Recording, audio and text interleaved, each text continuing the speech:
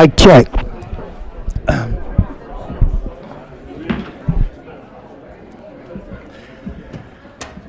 I see we're waiting on Ricky Goff, I believe. Oh, here he is. Okay.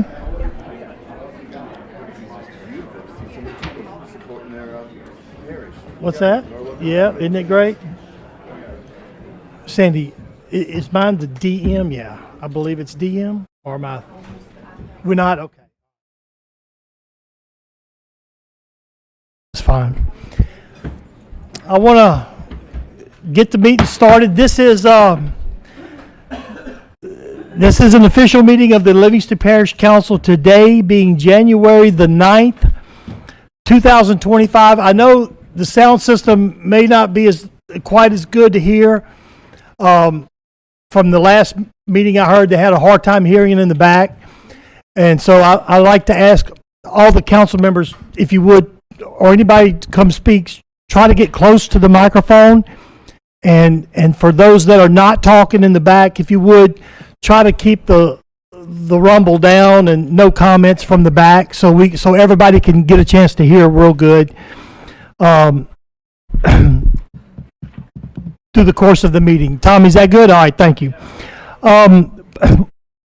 Before we get started, I would like to say one or two things. Every year, as a Livingston Parish Council, since I've been here and even before, we've always taken turns and swapped who the chairman is going to be for the upcoming year. And this being the first meeting of 2025, this will be my last meeting for this year, hopefully to chair this board. But I've always tried to leave a little quote. So let me start off with a quote. It's one of my favorites. If I were a songwriter, I'd like to write a song of songs to convince everybody to come along. But I will probably never live that long. So let me sum it up with this quote. And I will quote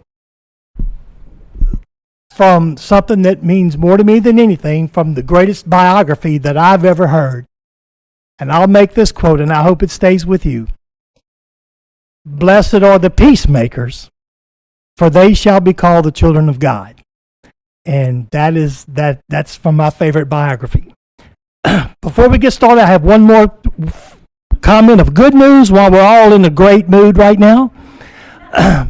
And the good news is that the Denham Springs High School soccer team is, as of January the 6th, ranked number 1 in the whole nation.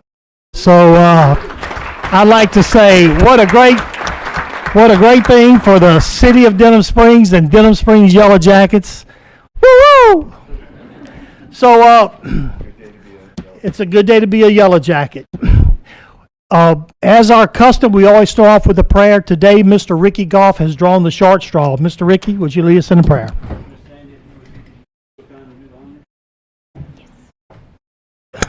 Lord God in heaven, Lord, we just want to lift you up, and we pray that your presence will welcome. Pray that the council's action be within your will, not everything. Give them wisdom and knowledge, Lord. Right thing. Promise to give you all the honor worthy. Amen. Mr. Brandon Brown, you want to lead us in the Pledge of Allegiance? To the flag of the United States of America and to the republic for which it stands, one nation, under God, indivisible, with liberty and justice for all. It is so great to see so many smiling faces and everyone's concerned. To get started, Miss Sandy, would you call the roll to make sure we have a quorum here tonight? Mr. Coates? Here. Mr. Shavers? Here. Mr. Mangus? Here. Mr. Wascom? Here. Mr. Taylor? Here. Mr. Watts? Here. Mr. Goff? Mr. Erdy? Here. Miss Sandifer? Here. All present. All right, all present. First item on the agenda is to appoint a new chairman for the year 2025. I'll open the floor. Is there any nominations for a new chair to sit in this seat? Mr. Mangus, do you have a nomination? I nominate Billy Taylor to All right. be chair. Is there any more nominations? None being?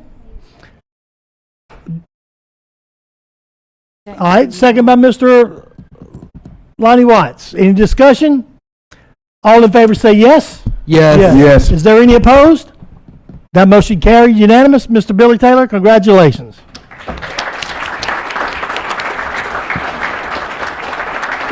You want to take a photo here? What's that? I would like to say, tag, you're it. Thank you, Billy. Let's pass this on to you. You want to get a photo here? Got it?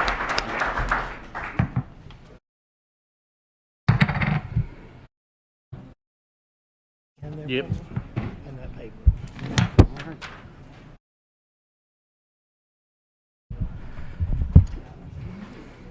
I guess I'm in the hot seat tonight. I'd like to thank everybody on the council for putting me in as chair. So I can't wait to continue to work with everybody that's on this council, and most of all, work for Livingston Parish. The second thing on the agenda tonight is to yes.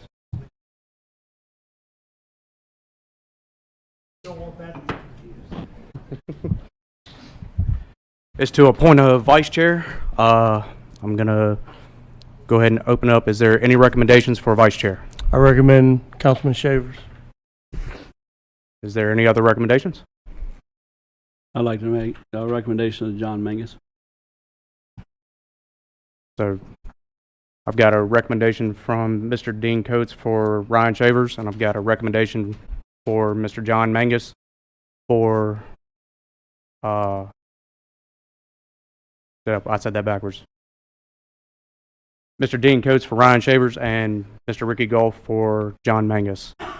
So, Miss Sandy, you want to call for the? I need a second for both of them. Do I have a second for? Second for Shavers.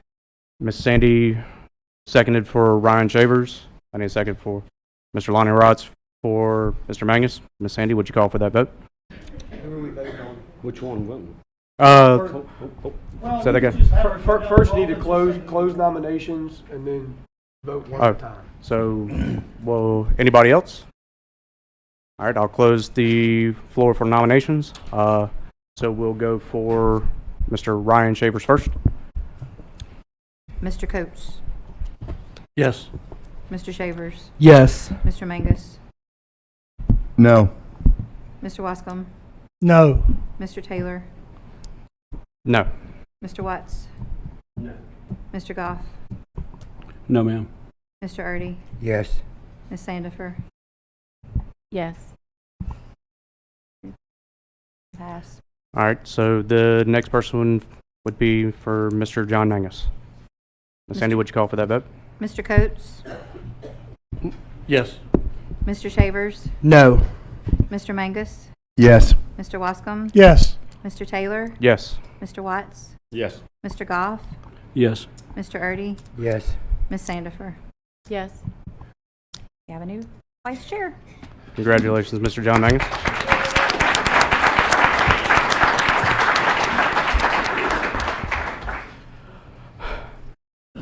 All right, next agenda item on the list is for public input. Tonight, we're going to change things up a little bit. We did do the cards tonight. That means anybody that we requested everybody fill out a card if you wish to speak. You'll get 4 minutes per our policy to speak. If you came in late and you weren't able to fill out a card, you'll get 2 minutes to speak per our policy. Please be respectful to one another. Whenever you're addressing the council, or whenever you come into this podium, address the council. Do not address anybody else in the audience. If you have any questions, we'll let you finish your 4 minutes, and once you sit down, we'll address those questions. If you do become disrespectful, we'll just go ahead and ask you to leave, and we'll ask the officers in the back to just go ahead and escort you out.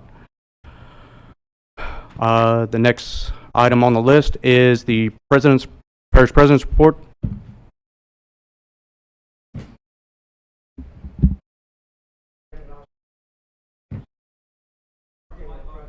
Mike? Thank you, Mr. President, Mr. Chairman, and also congratulations.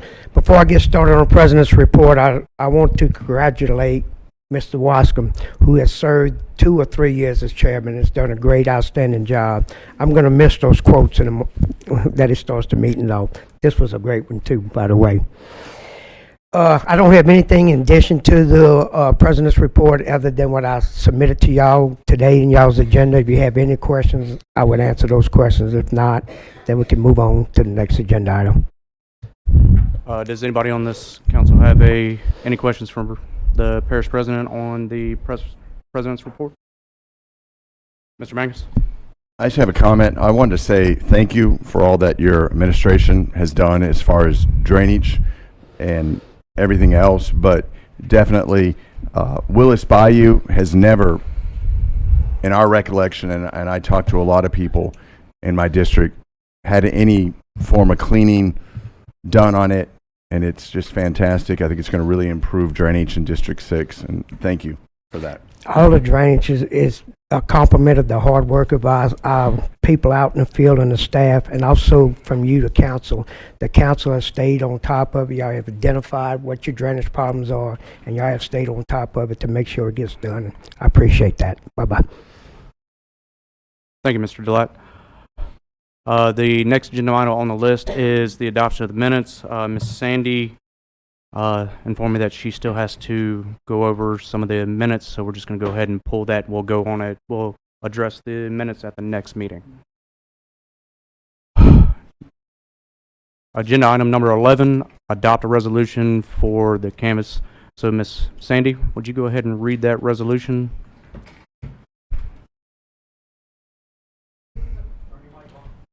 This is a resolution providing for canvassing the returns and declaring the results of the election held in the parish of Livingston, State of Louisiana on Tuesday, November 5th, 2024, and to promulgate the results thereof. And the results thereof are, there was a total of 30,125 votes cast in favor of the proposition and a total of 317,085 votes cast against the proposition set forth, and the proposition was duly defeated. So all y'all need to do is vote on the resolution I just read. All right. I'll make that Oh. motion. I got a motion. We got a motion from Mr. Ricky Goff. Got a second from John Mangus. Any comment? Ms. Sandy, would you call for the vote? Mr. Coates? Yes. Mr. Shavers? Yes. Mr. Mangus? Yes. Mr. Wascom? Yes. Mr. Taylor? Yes. Mr. Watts? Yes. Mr. Goff? Yes. Mr. Erdy? Yes. Ms. Sandifer? Yes. All right. That resolution passed. Yep. Agenda item number 12, it's the same thing for adopt the resolution for the canvassing and return. Ms. Sandy, would you go ahead and read that one as well? This is a resolution providing for canvassing the returns and declaring the results of the election held in the parish, State of Louisiana, on Tuesday, November 5th, 2024, and to promulgate the results thereof.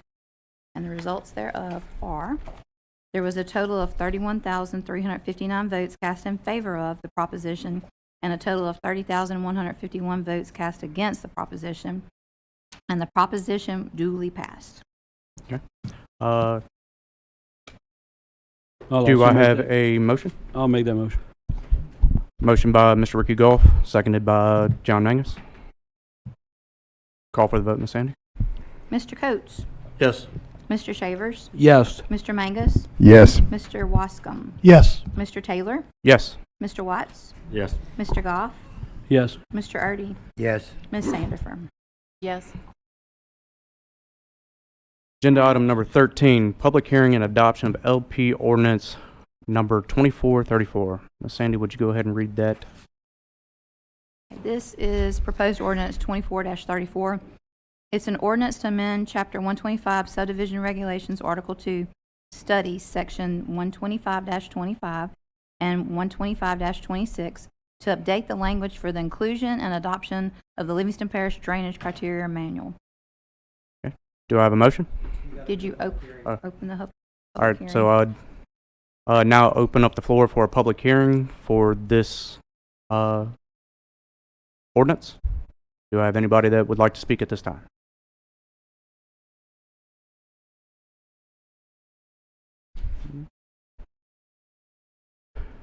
Mr. Wesley.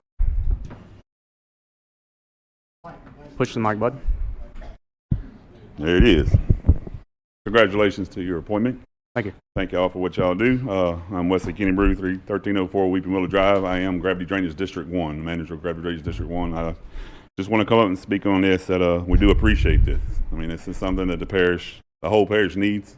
I know we have our 3 drainage districts in District 8, but it's something that we are definitely for. We would just like to keep the floor open on this so we can do further discussions to do what's best for the constituents of Livingston Parish, to make sure that they're the ones that get the win at the end of the day, that it's the ones that live here today and the ones that we do take care of and we have access to. Because we need as much backing as they do so we can continue to do our service for them. But I want to thank y'all for everything. Thank you. Is there anybody else? Oh, we got some cards. Jamie Seal? Okay. Eric?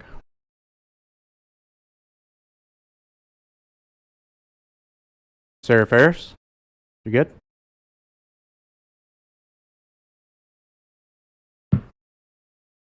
All right. Officially close this this public hearing. Do I have a motion? Motion by John Mangus, second. Do I have a second? Second by John Wascom. Is there any discussion amongst the council? None? Ms. Sandy, would you call for the vote? This is to adopt the ordinance. Mr. Coates? Yes. Mr. Shavers? Yes. Mr. Mangus? Yes. Mr. Wascom? Yes. Mr. Taylor? Yes. Mr. Watts? Yes. Mr. Goff? Mr. Erdy? Yes. Ms. Sandifer? Yes. Passed. All right, agenda item number 14, public hearing and adoption of LP ordinance number 24-38. Ms. Sandy, would you read that ordinance? This is proposed ordinance 24-38. It's an ordinance to provide for the extension of a 12-month parish-wide moratorium that was previously adopted on January 25th, 2024, being LP ordinance number 24-02, by extending said moratorium for an additional 3 months that will prohibit the Stage 1 preliminary meeting of any applications for a preliminary plat for a subdivision with improvements, a subdivision without improvements, and multifamily developments, or until final zoning and the Unified Land Development Code are adopted, whichever occurs first. All right. Thank you, Ms. Sandy. I'm going to open up the floor for public comment. We have one card. Sarah Ferris. Ms. Sarah Ferris? You good? Anybody else? All right, I'm going to close public comment. Do I have a motion? John Mangus made a motion. Do I have a second? I'll second. Mr. Ricky Goff. Is there any discussion amongst the council? No? Ms. Sandy, would you call for the vote? Mr. Coates? Yes. Mr. Shavers? Yes. Mr. Mangus? Yes. Mr. Wascom? Yes. Mr. Taylor? Yes. Mr. Watts? Yes. Mr. Goff? Yes. Mr. Erdy? Yes. Ms. Sandifer? Yes. It's adopted. And that passes. Item number 15, discuss and adopt a resolution taking action on beaver dams. Mr. Joe Erdy. You put this on the agenda, so I'm going to Yes, pass it over to you. I did my homework on it and got all the figures together, and that's not the biggest issue, but Miss Sandy was telling me the process that we have to go through to get this approved by anybody or the people I'm talking to. Sandy, could you read that off, please? Yes, sir. I just kind of threw together a little resolution. It's to request administration to advertise in the official journal for requests for proposals for beaver removal located in an unnamed creek off of LA Highway 442, which is 2 miles west of Kitchen's Grocery in Albany, Louisiana, in Council District 9. All right, is that a motion? Well, we're gonna have to vote on that, Sandy, right now? Okay. Well, I can give y'all all the details, and the numbers are very low, and some of the guys have looked at it and some haven't. But I've searched high and low and finally found somebody that would do this. And you know, so I can go down, but we can get this all done for under $2,500, which is extremely cheap. Under that, maybe considerably lower, and that's entrapment and removal of the animals. And I don't know if any of us have ever done it this way before, so we're gonna need your guidance on this. So, if anybody wants to speak. Mr. Mickey McMorris and Miss Gail would probably be the best ones to talk about how requests for proposals are done. Yep. Well, I'd like to make a motion to pass it. Do I have a second? I'll second. All right. Do I need to open that up for public comment, Ms. Sandy? Mm. Yes? Yes. All right, so I'm going to open that up to the floor for public comment. Anybody want to talk about? All right. I'm going to close the floor for public comment. Mr. John Mangus. I have a question, Mr. Chairman. This is for the administration, if you could. In the past, how were beaver problems handled?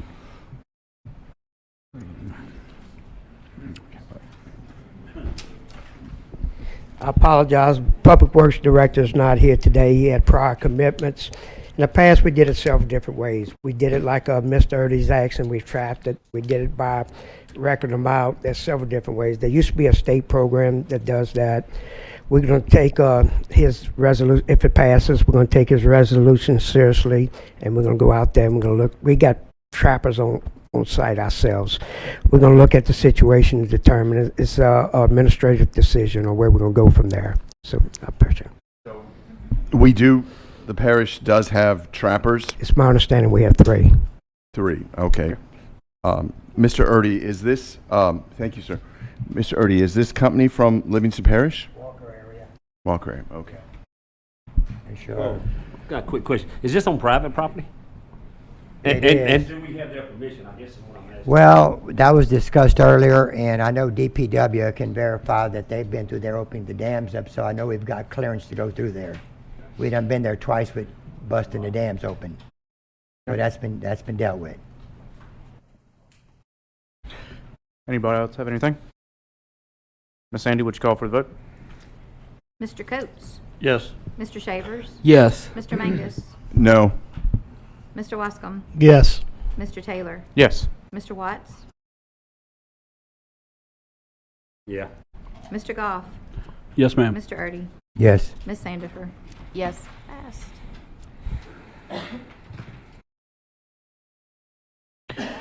All right. Item number 16, board appointments, reappointments. Item A, appointment of Louisiana Community Development and Authority Director, Mr. John Wascom.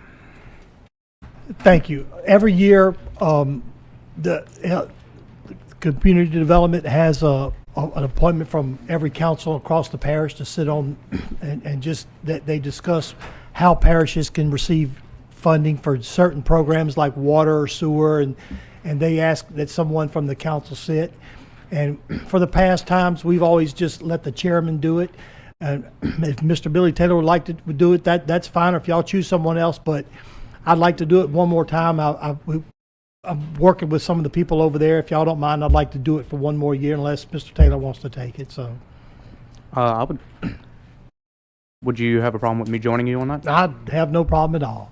I tell you what, let's just. I'd make a motion that Mr. Taylor be the official appointment. That way, you'll be the contact for it, and then when it comes up, I'll just go with you then. All right. Is there a second? Me. I'll second. Got a second. Got a motion from Mr. John Wascom, second by Mr. John Mangus. Ms. Sandy, would you call for the vote? Mr. Coates? Yes. Mr. Shavers? Yeah. Mr. Mangus? Yes. Mr. Wascom? Yes. Mr. Taylor? Yes. Mr. Watts? Yes. Mr. Goff? Yes, ma'am. Mr. Erdy? Yes. Ms. Sandifer? Yes. Item number 17, Livingston Parish Library Board of Control, Mr. Ricky Goff. Before we get into this, I'm going to reiterate. Please be respectful whenever you come up to the council or to the podium. Do not address anybody else in the council. Address the council. Do not address anybody in the audience. If you are disrespectful, we will ask you to leave. You'll get 4 minutes if you filled out a card. If you did not fill out a card and you were late, we'll give you 2 minutes. That is per our policy. If you have any questions, we will address the questions after your 4 minutes has elapsed. Mr. Ricky Golf. Thank you, Chairman, and congratulations. This is a very tough topic. It's been a tough topic for, is that better back there? Trey, can you hear me? Okay. It's been a very tough topic, as I understand, getting the history for quite a few years, a couple years or so. So I got in the middle of this because the millage with the library and reducing that millage down to ultimately ended up at 7.53 to give back as much money as we could to the constituents of the parish. And I'll continue to do that, not only just this board but others. But this board, I think, may still have, or this group or entity may still have a little bit of flexibility in that as well to reduce that a little bit more. My intentions always was to take this particular year and evaluate the budget and see where we're actually at and trim a few things. I'm not a component for the birthday supplies and things of that nature, but it takes a process to get these things in line. That being said, I've wound up in the middle of the book issue. I don't agree with the book issue. I think Mr. Trey Cowan and I agree that if we can read them at the podium. I suggested that to him, and he took the bull by the horns and read it and brought the light as well to a lot. I learned over this last couple of days that I think it's Mr. Kennedy, Congressman, I think it is Kennedy, has done some of the same situations at the national level. So I commit to this community and the constituents of this community that I am going to stay full steam ahead trying to address that issue. I believe that the sitting board that we have now, even though it's all in water, I believe them all to be Christians. And I continue to hear a lot of back and forth, the Christian-like board, and I believe they're all Christians. I think they all proved that whenever they all voted 9-0, and I think it was 8-1 to actually move a book or two books that Mr. Trey also made a formal request or concern about the language and all. So do we have a lot more work to do? We do. And then to come back and then have all of this controversy over the budget issue, and then we're going to cut services. I have received many calls from all over this parish, and I'm not talking about just the ones that normally have gone and normally have shared on Facebook. I'm talking about citizens that haven't been involved, but now they are involved because of the cuts to the budget, etc. So how do we fix that? I don't really know for sure. So the only way that I have come up with at this point, and I was set in this chair to make decisions, and this is not an easy one, but I feel it's a necessity one. So my recommendation to this board is that we just remove the entire board, set a new table, put a new tablecloth, put new silverware, put new people around the table with the same directions and the same, moving forward, and see if we can get things done on a little bit more professional level. So that being said, we have some members on the board that I consider as new members. One member here tonight, she's only been on the board one week. We have, I think, Mr. John Wascom's member and hasn't even attended a meeting. But my motion is going to be to remove everyone. I would hope that Mr. Ryan, and I will support him on that he would reappoint his person, and I would hope that Mr. Wascom would reappoint his. My particular board member has been on it for a little while and has done a really good job in my view. But he's a casualty. He's a casualty. I just, only way I know to do this is to clear the board, reset the table, and have a good focus. The other thing that I would also like to ask as we move on in this meeting is that the council here take over the responsibilities of the budget, to trim the budget, look at the budget, decide what needs to be done, because ultimately we will also be the ones to decide on the millage side of the thing. But, and then that way the new sitting board members will be able to handle the most important thing, and that is the books in our library that I feel personally need to be moved into a different section.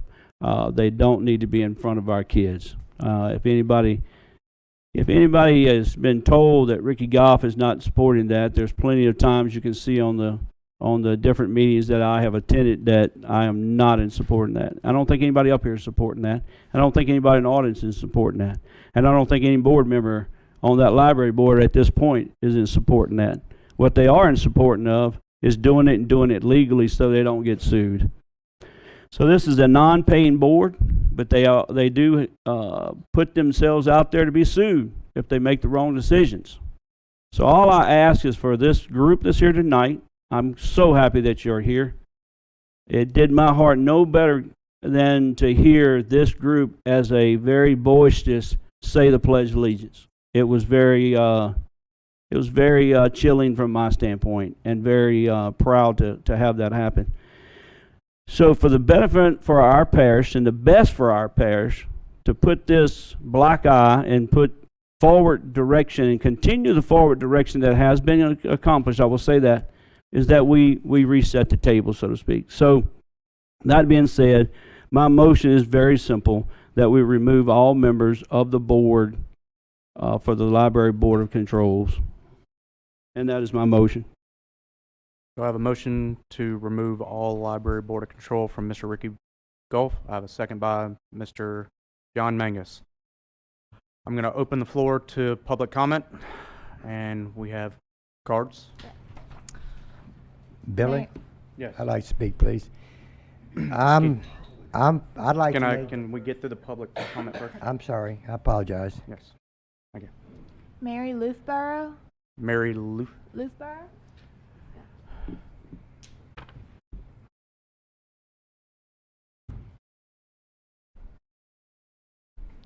Good evening. If you could, state your name and address. My name is Mary Loofborough. I live in Denham Springs. I have been reading about the fires in Los Angeles this week, and one of the things I read was one town's library burned. And I was thinking about that. They lost, in just a matter of minutes, they lost books that opens people's worlds, computers used by students and adults who have no other computer access, people who need a quiet place to read or think or study, and access to dedicated professional librarians who help them find information to their solutions and problems. They lost their links to educational, community, and children's programs important to so many preschoolers and their parents. Many children and adults lost access to reading and studying. In the blink of an eye, they lost a pillar that improves their careers and education and their lives. Here in Livingston Parish, we're not losing just the skin, but the bones and muscle of our libraries. For us, it's not wildfire, it's worse. Neglect and pandering to a small portion of the population's radical political agenda. The citizens' wishes are being ignored. I'm one of the parish residents who voted to renew the library millage. But some members of the board, people charged with making our libraries the best they can be, are trying to deny the library the existing funding that we, the majority of taxpayers, voted to spend our precious tax dollars to support. This is an insult to us voters. Worse than that, it's a failure of government officials to take care of the growing needs of the people they represent, especially those who can't afford books, computers, and internet service. It's a failure to provide both children and adults with trained professionals who can help them attain their goals. Programs such as the Vital Career Center have already been cut. As a recently retired Denham Springs High School teacher, I can tell you that my students and their families use those services. I know the importance of library computers to students after school hours as they research and write papers and get homework help. I know the importance of library professionals who can guide them after school hours. Please help us have a library board and a budget that supports our community, not hurts our students, families, and the voters who spoke at the polls. Thank you.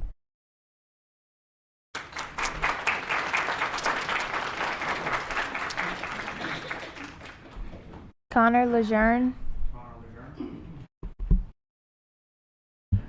Connor Lejeune.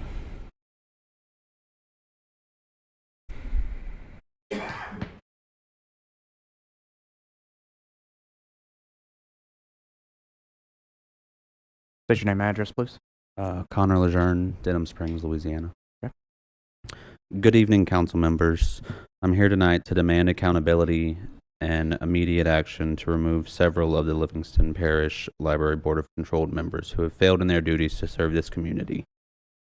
One of the most troubling figures is Valerie Hodges, now a state senator, but someone whose influence is still felt on this board through her former legislative aide, Tori Emil. Hodges filed legislation that allowed this board to be stacked with politically motivated individuals, and her legislative agenda continues to undermine libraries across Louisiana. Emil, appointed by Councilman Ryan Shavers, voted for the harmful budget cuts and has been photographed with Citizens for a New Louisiana, further tying her to an extremist agenda. Another significant concern is Abby Crosby. Inherited by Councilman John Mangus, Crosby was instrumental in crafting the slashed budget and has mocked library supporters. Her dismissive attitude towards residents in alignment with CFNL demonstrates that she is not fit to serve our parish. And then there's Larry Davis. Excuse me, sir. Mr. Chairman, could you make sure that they're not addressing people in our audience or other public officials? With all due respect, I'm addressing the council members.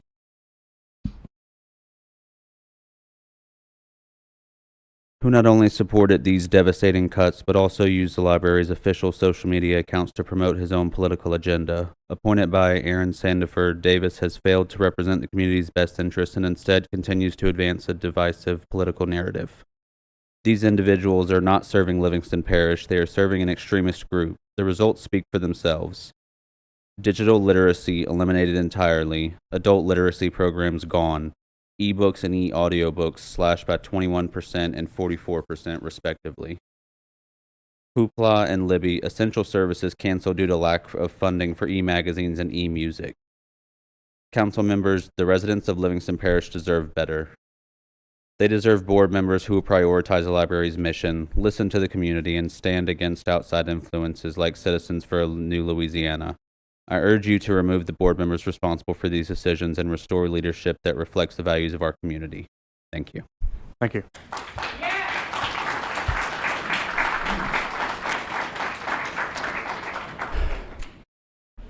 Wade McAllister. Wade McAllister.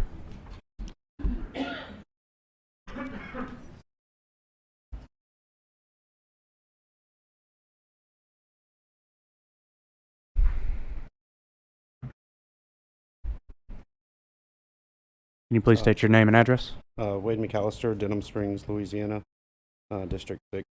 Good evening. I am here tonight to call attention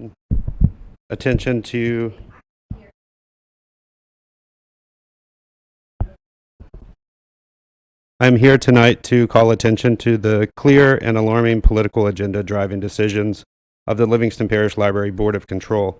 The individuals on this board, many with direct ties to outside extremist groups like Citizens for a New Louisiana, have failed their responsibility to serve our community.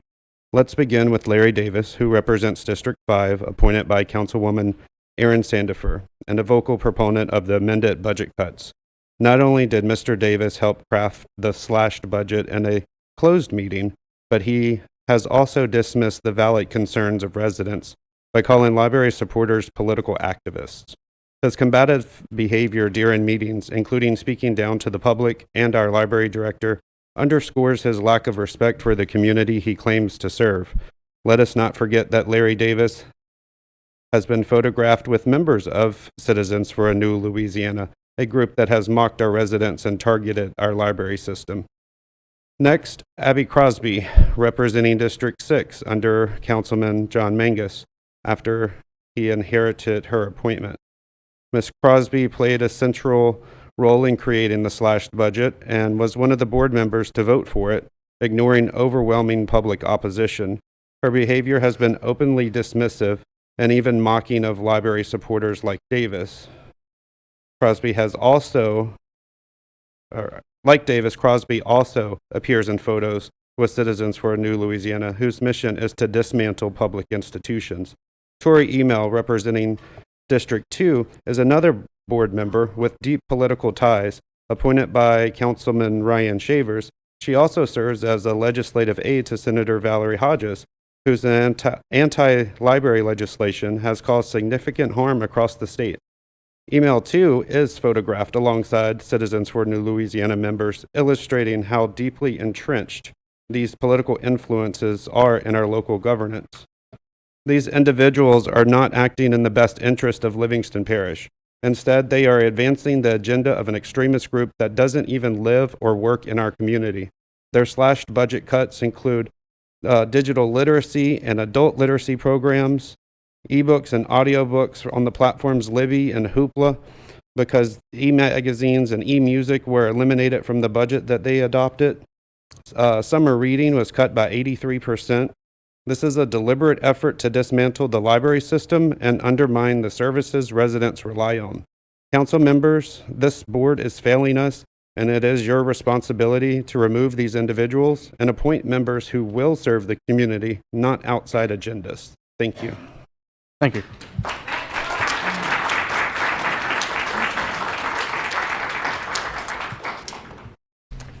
Amanda Robert. Amanda Robert.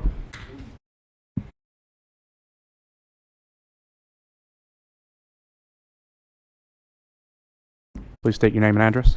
Good evening. I'm Amanda Robert at 26303 West Spring Pines Avenue. It happens all the time. It's fine.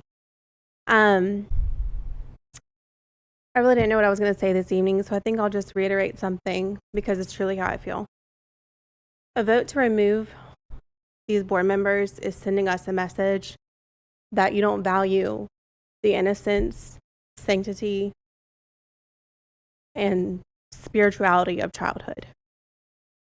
These books that we have worked so hard to relocate affect a child's developing mind. We're responsible for their mental health and their spiritual well-being. Regardless if you're a spiritual person or not, you know that exposure to explicit material is harmful to a child's developing brain. We elected you. We supported you. You hold this position because we entrusted you with our families. And I ask that you not let us down. Thank you.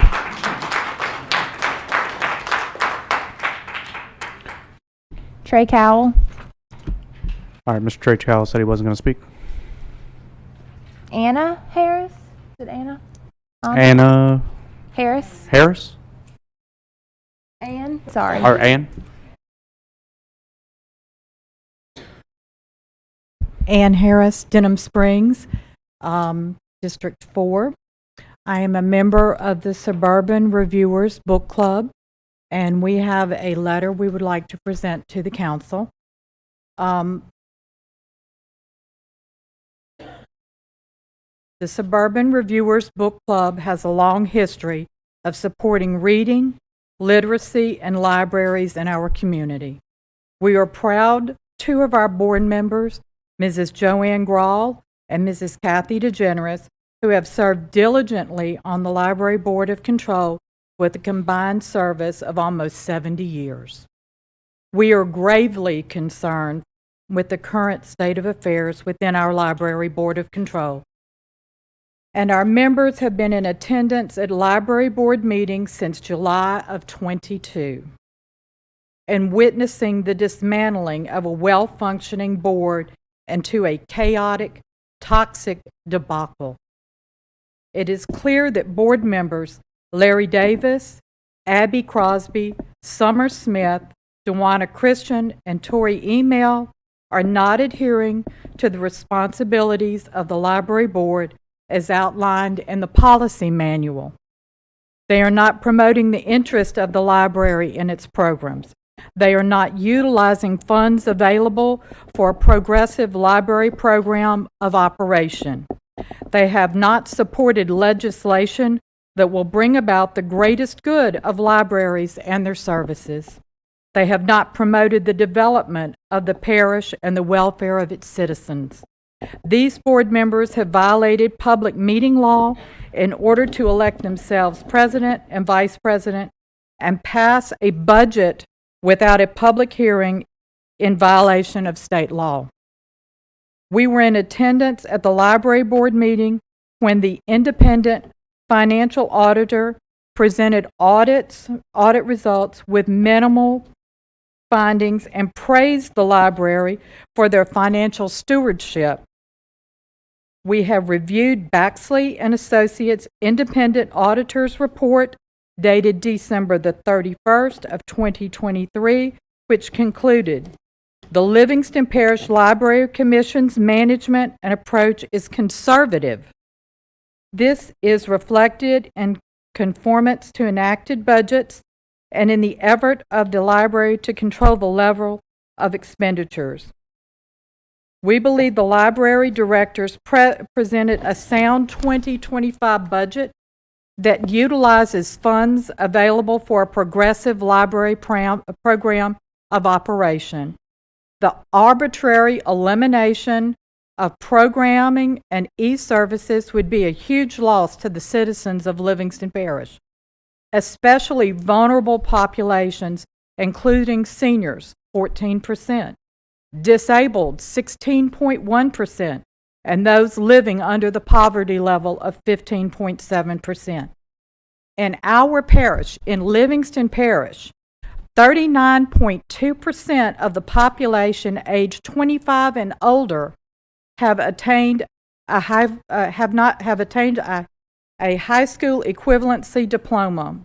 The elimination of adult and digital literacy services will do a significant harm to our community by making it ever more difficult for citizens to obtain a high school equivalency diploma. You've got 30 seconds. Time's up. 30 seconds. Can I yield the floor to a second member who's Yes, you on can. They have a second card, so. Yes, we all have cards.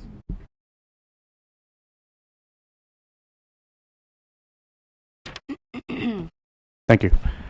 Thank you. Teresa Jeniger, Killian, Louisiana.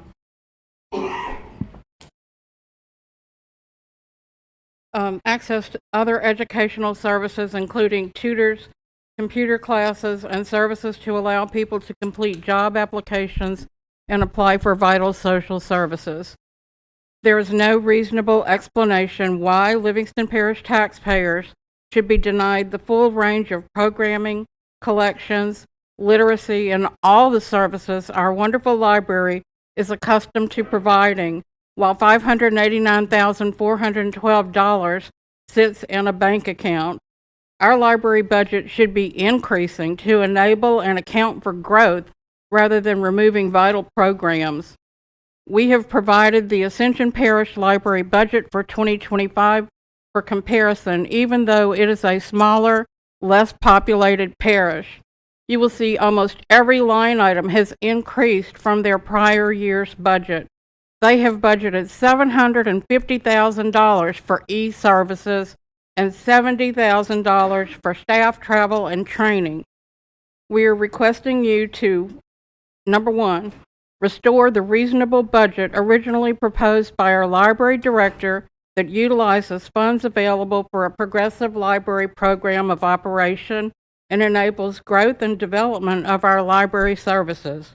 Number two, remove Larry Davis, Abby Crosby, Summer Smith, Joanna Christian, and Tori Hemel due to their lack of experience, knowledge, and interpersonal skills needed to function as board members.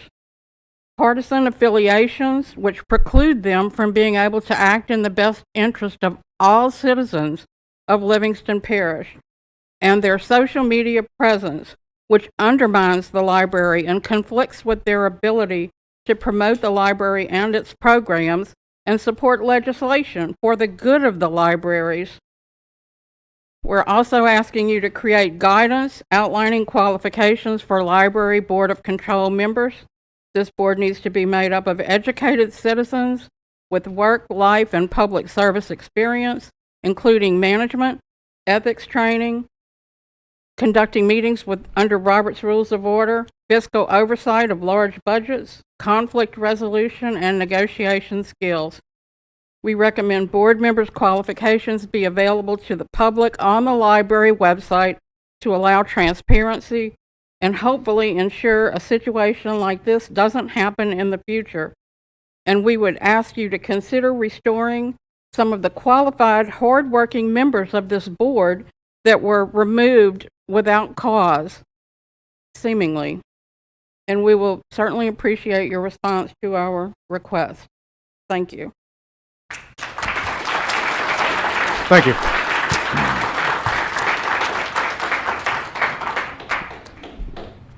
Barbara Walker. Ms. Barbara Walker?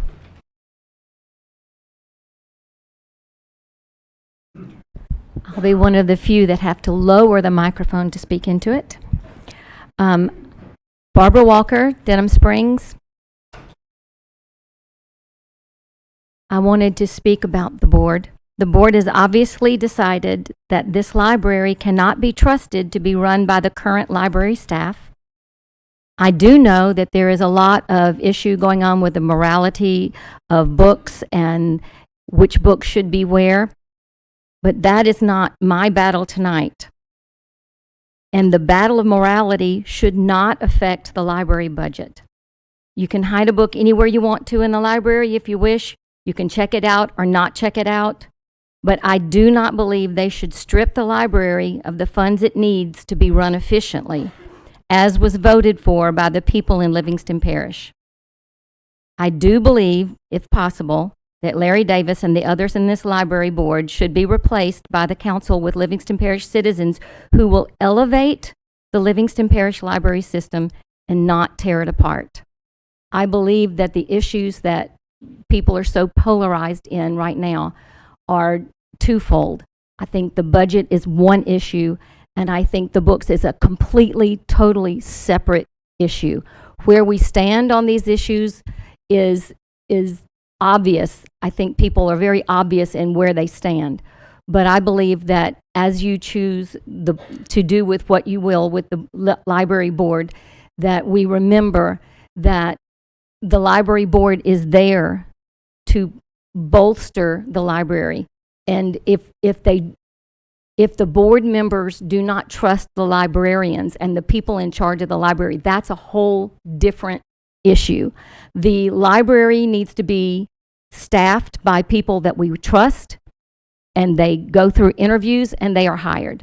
The library board should then do everything in their power to elevate the library and go through the staff to do that.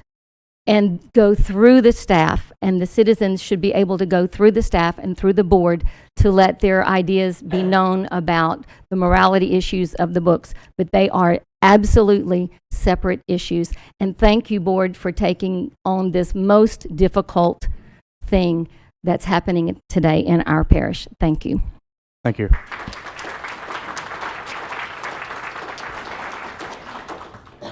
Brian Gunter.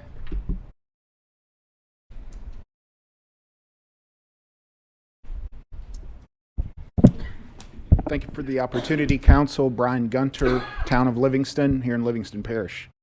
I'm also coming as the pastor of First Baptist Church here in Livingston, so I've been the pastor here for nearly 3 years. Some of you I've not had the opportunity to meet, so I want to introduce myself and say that I'm here tonight not only on behalf of my family, but also the church that I pastor, and frankly, many other churches and pastors across this parish who are unified and in full agreement with me, because I know I've spoken to them. And I'll say Mr. Trey Cowan and I are on the same page, and I appreciate what you said about him, Mr. Goff. Thank you. That was very kind. Here's what I want to say. We want the library in our parish to represent our parish. And so I'm not going to tell you exactly how to do that. I'd just like to say something. There are 5 members of the current Board of Control that have been named several times and defamed here tonight. In my opinion, they've been defamed. I just want to say I deeply appreciate them. And I'm speaking to the council. Thank you for appointing them, Mr. Mangus. Thank you, Ms. Sandifer, for appointing them. I want to say particularly that I think Mr. Larry Davis has done an exceptional job. And frankly, I think he has a bright political career ahead of him, of which I will be a big supporter in the future. So sincerely, thank you to him.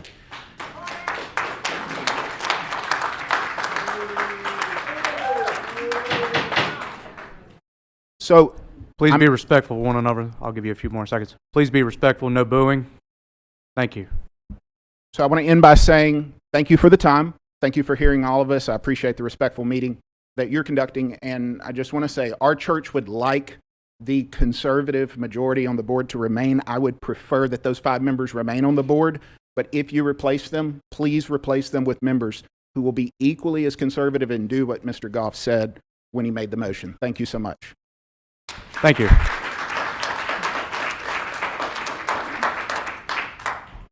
Jackie Marquette? Marquette? Marquette? She's coming.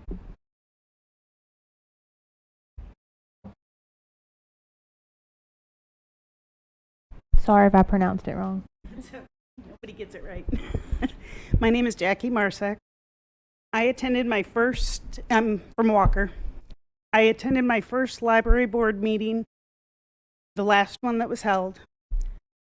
I was absolutely appalled at what occurred. I sent every one of you an email the next day as to how I felt about it. Didn't receive any response, but I'm assuming you must have received a number of them.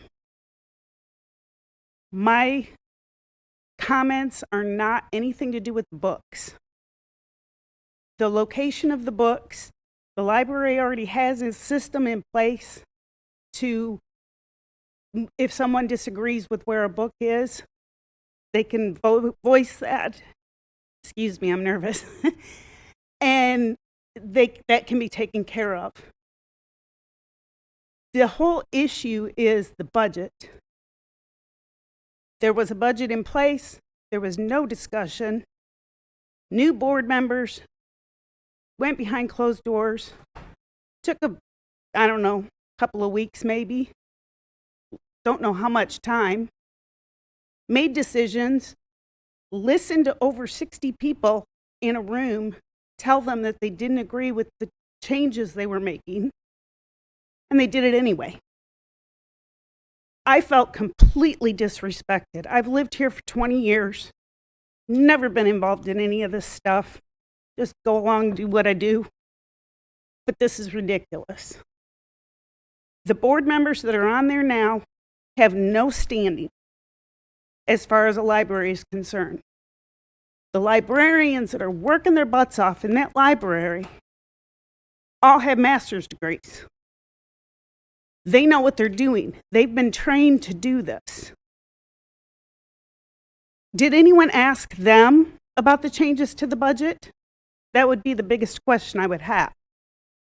Were they brought in to any of these discussions? If not, then why was the budget changed to begin with? And it all goes down to the books. If you don't like a book that's in the library, talk to a librarian. See about getting it moved. Better yet, if you don't like a book in the library, don't check it out or don't allow your child to read the book. I'm sorry, but that is just the way I feel about it. I don't go to certain movies because I don't like them. Don't watch them at home because I don't like them.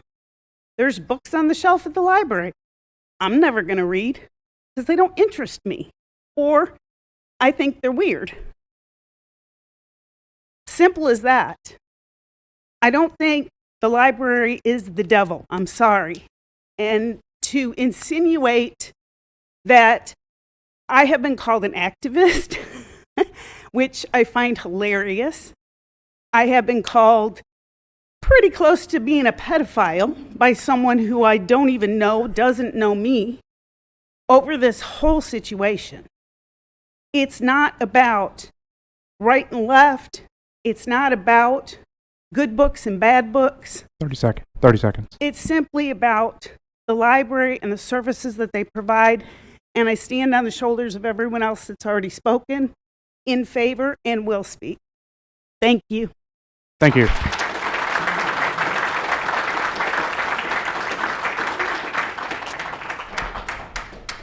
Francine Smith. Francine Smith.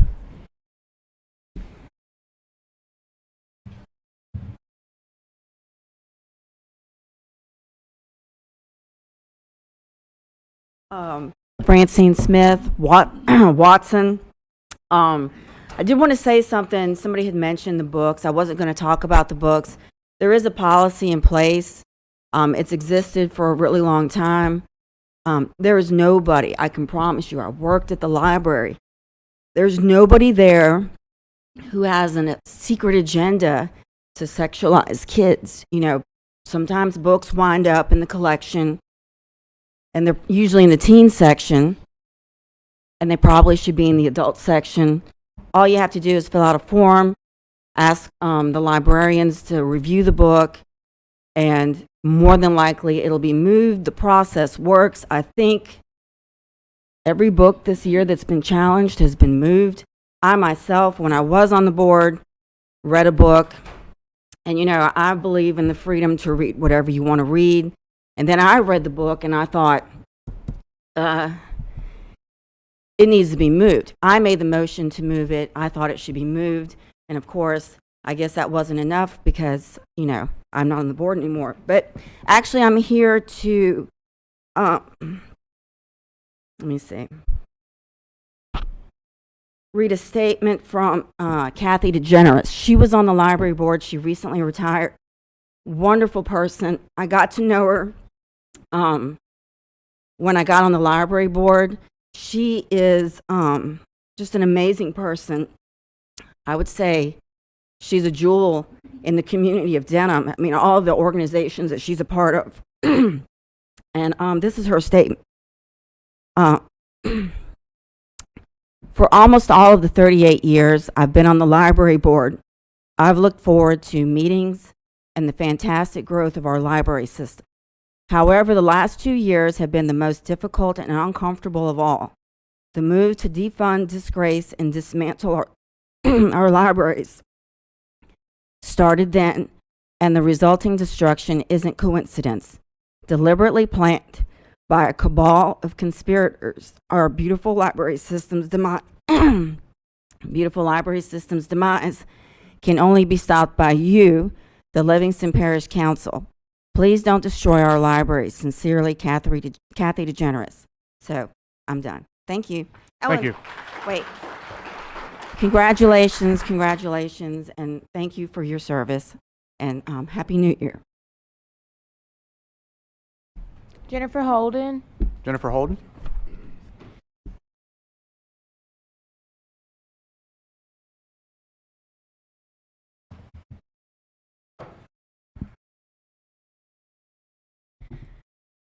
Congratulations, Happy New Year, all that good stuff. Jennifer Holden, LA Trace Road French Settlement. First of all, nobody's trying to defund, destroy the library, all these dramatic things that they're saying. But the dramatic thing that is going on is I was not aware of the horrendous books that were being allowed till last year when Aaron presented some books in my own hands that I held that had some very, very, very graphic, pornographic images that very young children that are the ages of my young grandchildren could get their hands on. And that was very disturbing to me. And I'm very grateful for this board. They brought this to light. And had it not been for them, this would have never, the problem is they exposed some very nasty stuff that's in this board.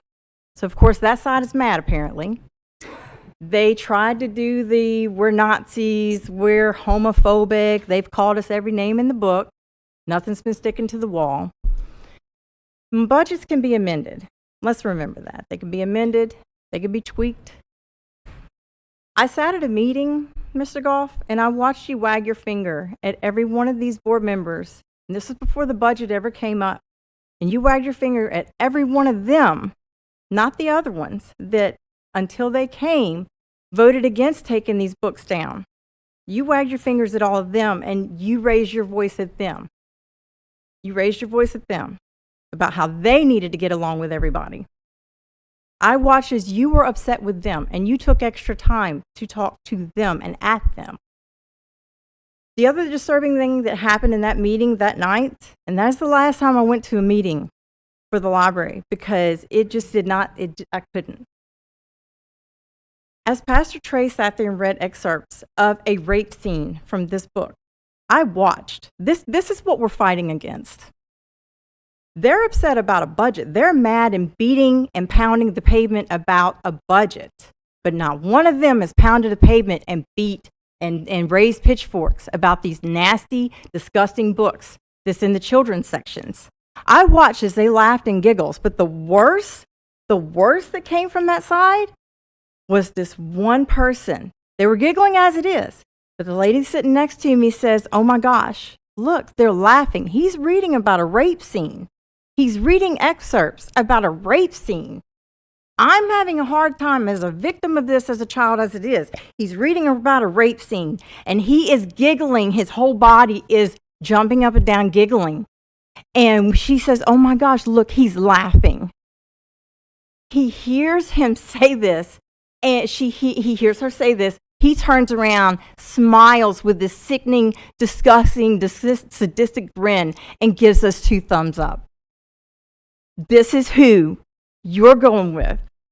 These people do not care that these books sit in there for the kids to get hold of. They're not mad about these books.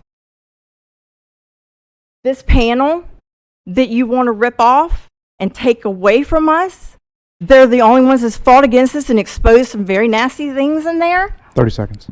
They're the ones that have exposed it. They're mad because they've exposed some terrible things in this library. That's what we need to keep. I ask that you leave them on the board.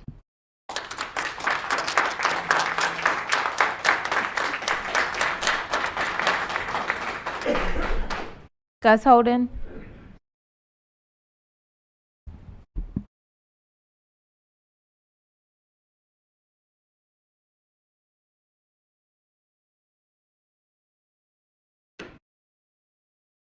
Gus Holden, French Settlement, Louisiana. The big question I have, why get about all the other stuff? The books is one of the reasons that started this war, but why are we pulling the whole board? Can anybody tell me why y'all want to pull the whole board? If y'all have a problem with something, each one of y'all has appointed somebody in your area. Can't y'all individually take care of your own business? Why do we take the whole board down if y'all have a problem with somebody? The second thing, can anybody answer that first? Why do we want to take the whole board down, Mr. Goff? Like I said before, the council will address any questions after your time is elapsed. Yes, sir. All right, thank you. And the second thing, the whole war was started over our children. We got to protect our children. This filth that's in the library needs to be put in adult sections. And it's not about the budget. It's about these books because this is what they want to do. We got to do the right thing for this parish. Thank you. Thank you.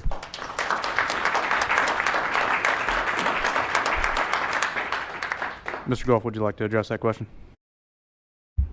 My motion was to reset the table, and hopefully these council members will appoint and a like council and a like appointment to it, because it's very obvious, as Ms. Holden had said, that this board is all in water and can't seem to work across lines and do it professionally. Yes, I was at that meeting. Yes, I was upset. None of that I'm hiding from. It's on video and people can search it and see it. And yes, I was talking to one side of the board and then the other side of the board. If I was talking more to one than the other, I don't know, but I was talking to both. And both to get along. Both, let's get to a solution. So I'm going to stand behind the fact that, like I stood beside Mr. Trey, that these books do not need to be in our library where our kids can get to them. And if we can do that in a legal fashion, no problem. If it's just a matter of making a report, we move them, no problem. But to go in and just start first thing off and do the budget and cutting services just continues the dynamics of this board and the oil and water. So the only way I know of, as a representative of this parish, the whole parish, the complete full parish, no matter who I meet in the grocery store, is to reset the board with the hope that they all are under the same guidance. And I will continue to push for a physical responsible budget and to do what we can do to get the books out of the front of our kids, period. End of story. It's very simple. Thank you. Mr. Magnus? All of the books, there were 7 that were identified. They're all been removed from the children's section. Only one particular book, I Am Not a Girl, is not in the children's, still theoretically in the children's section. It did not rise to the level of a sexually explicit as for Louisiana law. So the Library Board of Control has to weigh in on it. It has not appeared on an agenda item yet, but the budget and other things have. Election of chairs have. That particular book is been removed. There's only one in the entire parish. So it is about the books, and the books are wrong. And I do think any councilman and any person who served on the board that absolutely pointed that out, because it is about children. As a lifelong educator, if we don't have children, that's our future. So it is about the books, but it's a false dichotomy to say that if board members are removed, we're for the books. That's just not true. I'll never accept that. You'll get your time in a minute. Wade Holden. Wade Holden?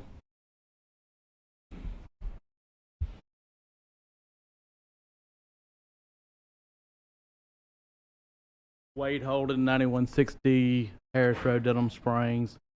If we're going to make a clean slate and we're going to get rid of all the board members and do it that way, shouldn't we be getting rid of the director of the library also that let this get into this much chaos to begin with? Thank you.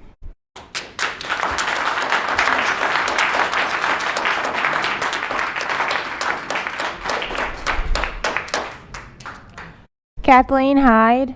Miss Kathleen?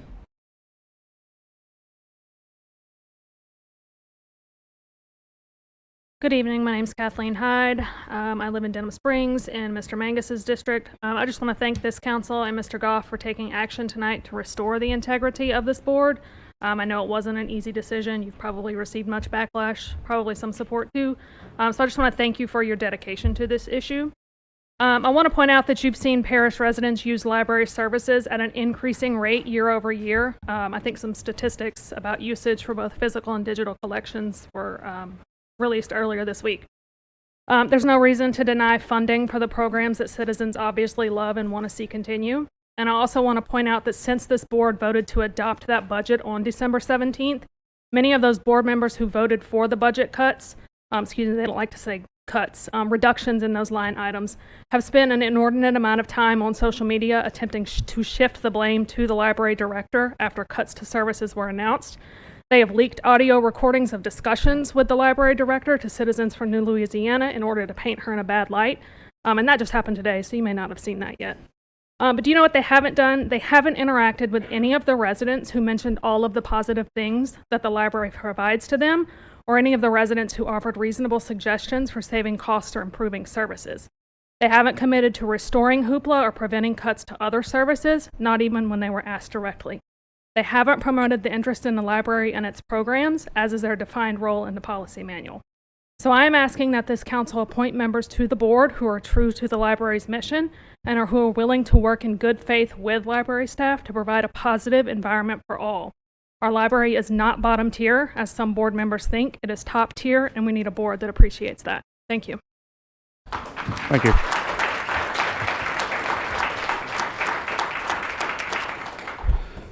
Lenny. Lenny? Lenny S. I don't know how to say the last. Okay.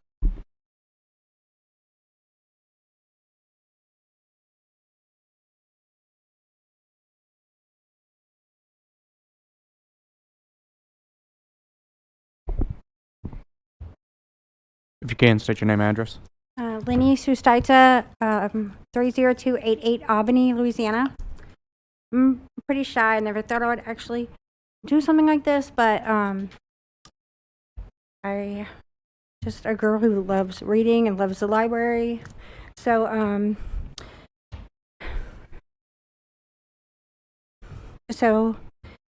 here as a parent, a community member who deeply values our library, not just for its physical space, but for its critical electronic resources it provides. For my kids, who I've brought with me today, because I do value the computer resources. They're important, and they should not be taken away, because, like, as a parent, I monitor what my kids read. Like, I mean, if I'm concerned of a book, I look into it. That's my job as a parent. It's not the job of the library. And I just ask for the removal of anyone who's cutting the budgets on these. Like, I don't have access to Hoopla. I use Hoopla every day. I'm like a lot of people who live in this parish who don't come to meetings like this. I'm an introverted, very shy person. It's a huge deal for me to come here and speak. I don't even like to public speak, but I'm literally looking at other parishes and trying to figure out how to get a library card, because I don't have access to electronic resources. It's going to cost me money every month to read what I've always read. I mean, and I don't tell other people what to read, and I don't want anyone telling me what to read. So I appreciate it. I did send emails. Wascom, he responded, and I appreciate that, so thank you very much. And I just ask that y'all do whatever it is that y'all do that I don't know nothing about, that restores the budget and restores access to books to our community, please. All right, thank you. Thank you.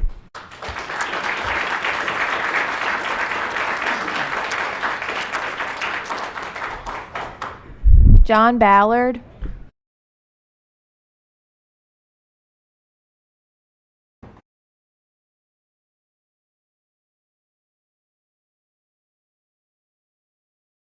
I'm going to be honest.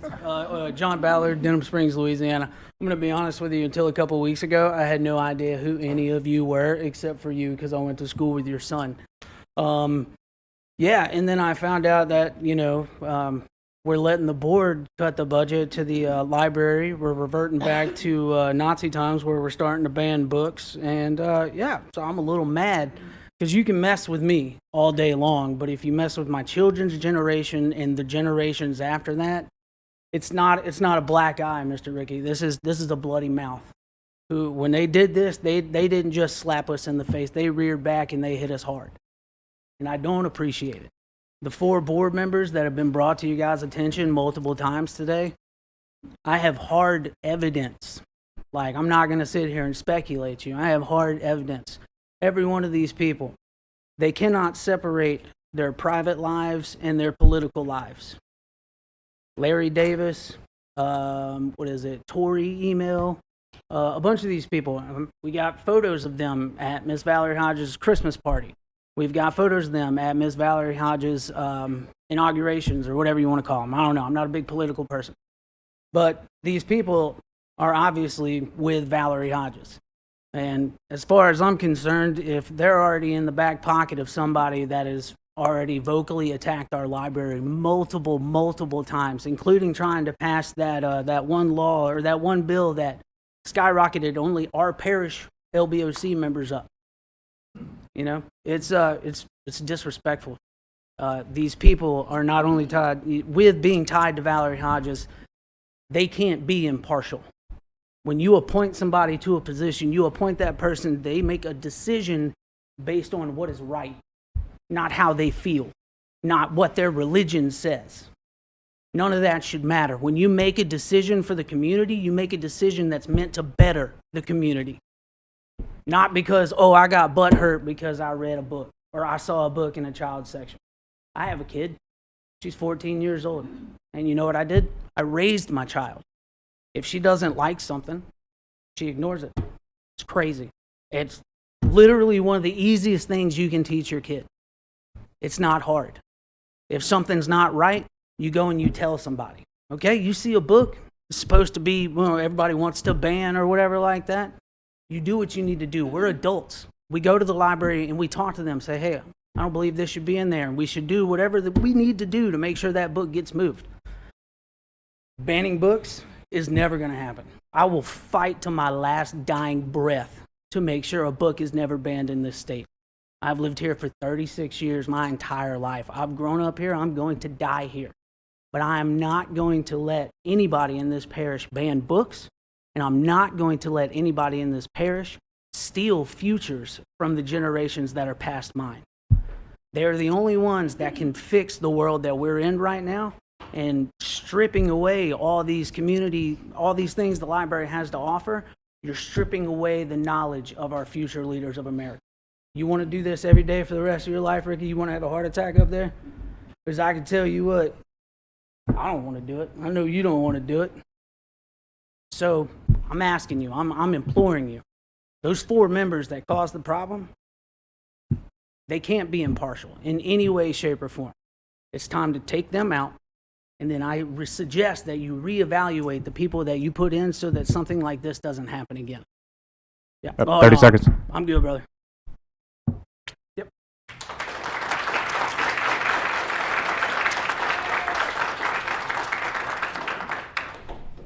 Donovan Underwood.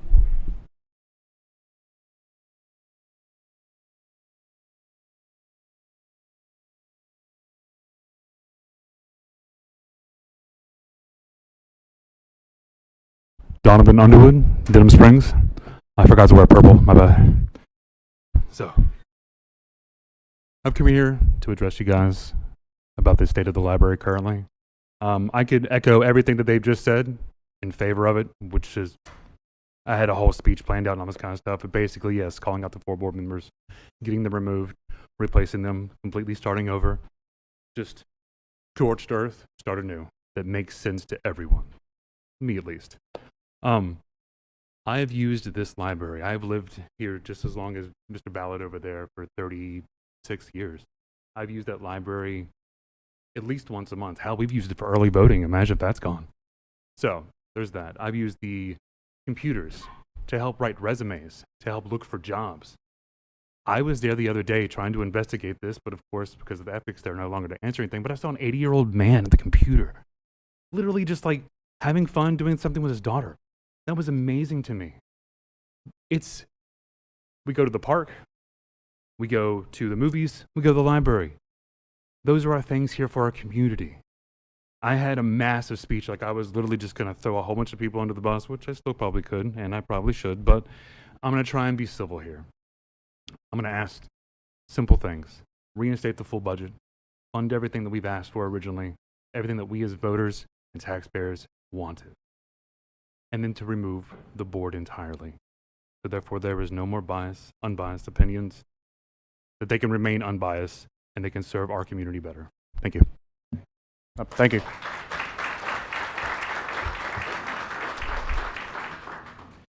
Marla Elsie.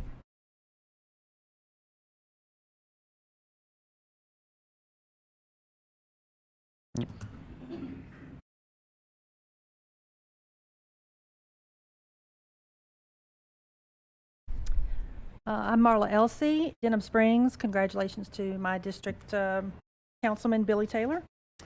I'm going to read you a quote. Quote, "If you look in the wider scheme of things, you have to look at the hierarchy of needs. The library is on the bottom tier of that." End quote. That was from library board member Larry Davis, and it was said as part of his introduction of the plan to cut the library's budget by hundreds of thousands of dollars. A plan that 4 other board members joined with him to craft and enact despite a massive public outcry against it. That public outcry came from your constituents, your voters, the people who put you in those chairs today, and it was ignored by the majority of the board. So now it's your turn to set it right. You have an award-winning library that the public loves, that the children love. It helps people find jobs. It saved our butts in 2016 when most of our homes flooded and we still needed computers and internet to fill out FEMA forms. Now it's your job to save the library. The people who view our library as the bottom tier do not deserve to be in any position to make decisions about its future. Your constituents deserve and demand better. Thank you.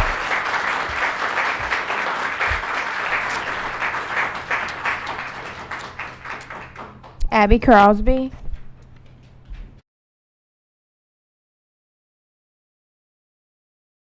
Abby Crosby, 19866 LA Highway 42, Livingston, Louisiana. I had something I was going to prepare and read and everything, but I'm not going to do it. This is coming from my heart.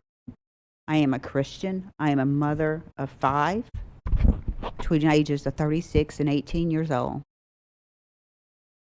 I'm also a victim of rape. You name it. I've been through it. I do not want to ban anything. Never have. I think I've made that more than abundantly clear to you, Mr. Mangus. We've had plenty of conversations, and there's been conversations where I didn't want to bug you with the little nitpicking things.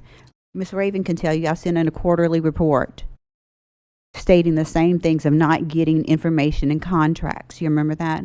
Not getting contracts that we have been asking for, where people would come up and give us a speech and say how much a bill was going to be, and everybody would vote for it, and nobody would be presented with a contract. Nothing for us to look at. No information. Okay? So when we get this 2-line budget thing, there's money left over. They're saying something was cut 83%. They asked for $3,500 whenever there was only $500 in it before. And then we only spent $290 of it. Why ask for that much of an increase when it hadn't been cut down to 83%?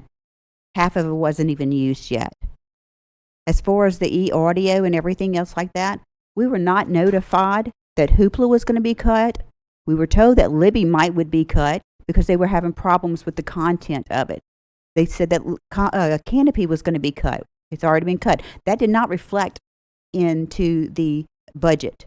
So none of these things that were cut were actually given any information. We had to beg for information, and it still wasn't given to us. I asked for information, concrete, hard copies, and I was told that I could come up there and view them for 2 days from 1 to 3 o'clock. But I could not get a hard copy of it. I think I spoke to you, Mr. Cassio, about it. That's not the way it's supposed to be. I'm on the board. I've never been disrespectful to anyone. I've always been nice as far as ask yes ma'am, no ma'am. What can I help you with? Talk to people afterwards. Some people I have not felt comfortable with talking to afterwards because they have threatened me. Didn't feel very comfortable talking to you, Mr. Koff, after slamming down. And there's a past between you and I. And you know that. And some very uncomfortable things that were done in Washington, D.C. Also, I've been asked that we remove books and put them in the adult section without getting the okay first. I think you remember that conversation, Mr. Billy? Yeah, you asked me to go ahead and move the books to the adult section, and then us go in and read them, and if they apply to the youth, then they put them back in the youth. Okay. Okay. That was illegal, could have been sued big time. Also, I was sitting over here after a meeting. We were discussing things. And I understand it was the heat of the moment and everything, but you made a comment to me. My husband was standing right here, and Ricky Goff was standing right here. You said that you would like to burn it all down. And I said, burn what down? All the books. And I said, what? The books? And you said, and the libraries also. And then we can maybe start over again. You said that. How am I supposed to take that as a board member? Watch the time. How am I supposed to take that as a board member and go to my board member and tell him, and he knows about it, don't you, Mr. John? And your time's lapsed. I have been nothing but honest and respectful this whole time. I have been threatened by some of these people, and it's been sent to Jason Ard. So I've not been malice on any of this. And I do not deserve to be replaced because I am doing what I'm supposed to do. And I'm not part of some big, I don't know, whatever they've called it, some outrageous group. I went to one Citizens for Ms. Louisiana Crosby, meeting. your time's done. But can you answer me the question, though? What question? Did you not say those things? In the heat of the moment, yes, I said I'm frustrated with it, and yes, that the library, it could burn to the ground. And the book, you would burn the books, and you'd burn the library. I wouldn't. I am so upset that I've had to keep this with me this long. And Yes, ma'am. And you want to replace me, and you're willing to sit up there and say that, and you are a councilman. I did say it.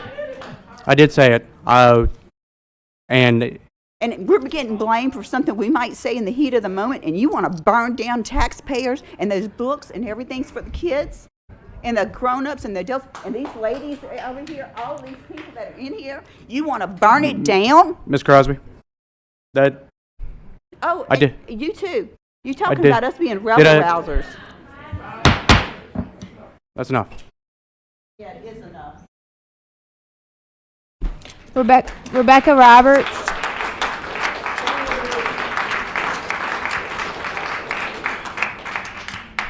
Rebecca Roberts.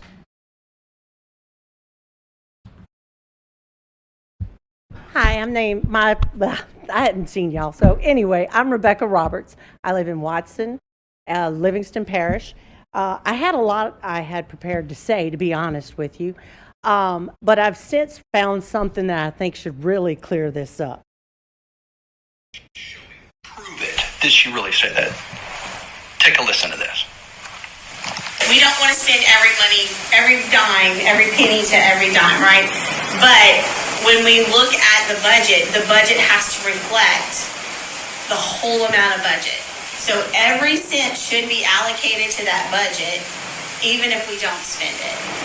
I know it's not right, but it has to look like we are spending every bit of the taxpayer dollar. And then at the end of the year, we amend the budget down, or we amend it up where it needs to be done, and then that extra money, which is technically not extra money. So there you have it. She actually. I would like for this, honestly, to be readdressed. Maybe y'all might want to pull this and readdress this, because I honestly think the board members and the people that you have appointed have been good representatives of this parish. She is defrauding the taxpayers. We demand that y'all look into this, because y'all are not removing the right person. They are looking after our children. They are being good stewards of our money. They are doing, and let me tell you what, this tax did not pass for much. So I challenge each and every one of you, put it back on the ballot. Let the voters come at it again. We have been taxed to death, and you have someone, and that's why I want y'all to look into the validity of it, to make sure it is authentic, and which the voice sounds familiar. And if it is, I think it needs to be investigated, because that sounds criminal to me. So instead of removing people who are looking after our money, which y'all should be doing, and we all just got our tax bills in, and I've got people telling me they can't afford to pay their property tax and their chemotherapy, and I have a councilman tell me that maybe they should have insurance. Well, they have insurance. So what are they supposed to do? Now, let me tell you, I am not against the library. Mr. Billy, I took your advice. I've gone in there several times, and it is an amazing building with amazing people and librarians ready to help you at every turn. They just want to do their job, and they want to do it right. So instead of getting rid of the board that y'all say is causing so much trouble, because there's been a lot of chaos here, and y'all haven't been together but a year. We've seen it. So why don't y'all learn how to act? Why don't y'all get together and get with the board members and the communities? But come see how Mr. Davis got treated, how he's been treated. The first meeting I went to, Mr. Davis asked if the library would have a prayer and the Pledge of Allegiance. They shut him down. And the only reason they adopted it is because I got up and I let them know I was going to have at them, because I had enough. For you to be that, and I've watched them be disrespectful to all these board members. So in my opinion, I think you're removing the wrong people. So if the ACLU or the NAACP is listening out there, please listen, come talk to me, because this is wrong. And I do think the library is great.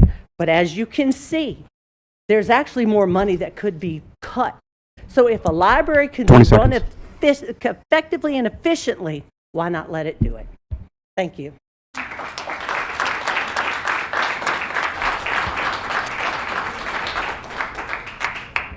Linda Glasscock.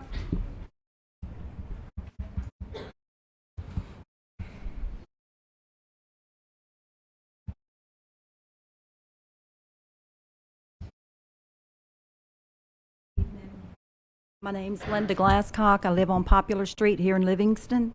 And I emailed all of you so you're aware of how I feel. I commend the board that is already in place. And I think if you dismember it and you take them away, we're going to have to start from square one, who we're going to get, what we're going to get. So I just appreciate I know you have to vote your conscience, but I just want to let you know I support the members that are on there now. Thank you.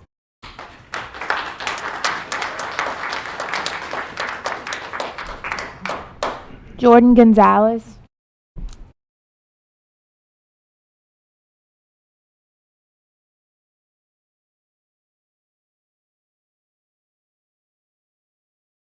Good afternoon. My name is Jordan Gonzalez, Denham Springs. I just want to start off by remembering something the now late, great Jimmy Carter once said. The bond of our common humanity is stronger than the divisiveness of our fears and prejudices. God gives us the capacity for choice. We can choose to alleviate suffering. We can choose to work together for peace. We can make these changes, and we must. May he rest in peace, Lord. Like many of my other community members, I'm unhappy and concerned with what's happening to our library. It's obvious that a group of individuals have a clear issue with public services and common good. They have undermined the library while regularly working against the wishes of the community. Clearly, there's not one person to blame, but it's obvious that one board member in particular has proven to be unfit for the position and is at the center of all of this. And now he's going to be made president of the board if something isn't done. The board member in question is Larry Davis. I have sat through multiple meetings where Davis has routinely interrupted myself and others, violating our First Amendment rights. I've seen him become combative towards community members for solely speaking their concerns. I've seen him twist heartfelt words around to prove his own agenda. I've seen him verbally harass library employees. I've even watched as he's embarrassed us at the legislature by bringing the same disrespectful attitude towards state committee members.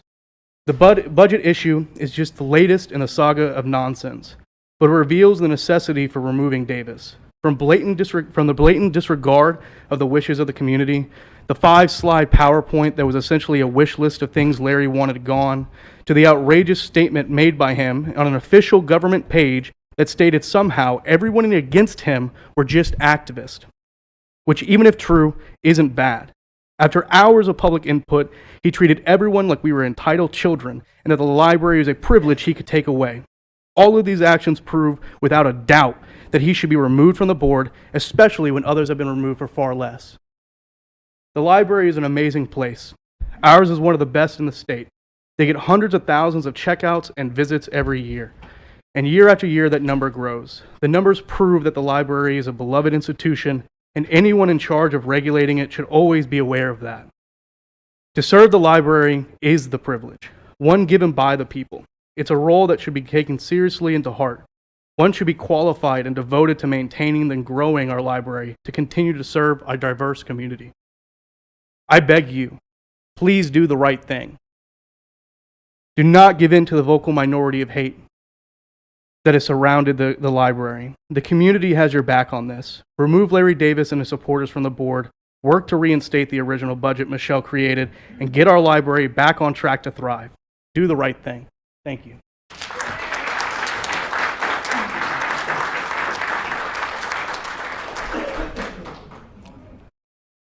Charles Jenkins.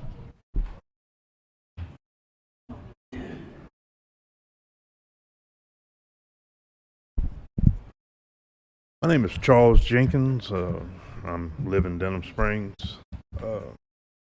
I feel like the book issue is just something, and I feel like it's kind of overblown.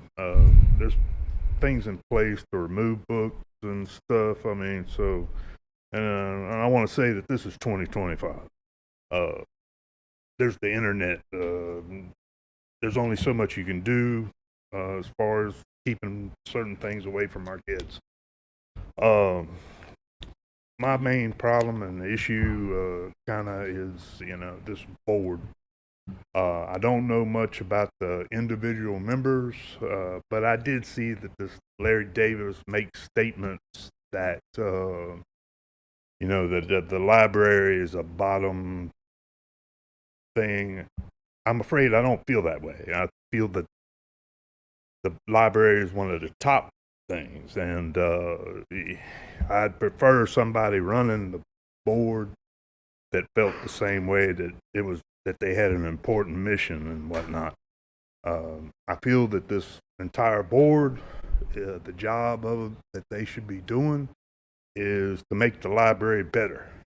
I don't see it. They've made the library worse.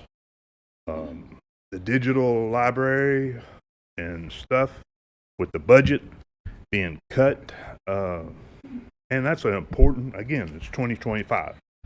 The digital portions of the library is a very important function of the library.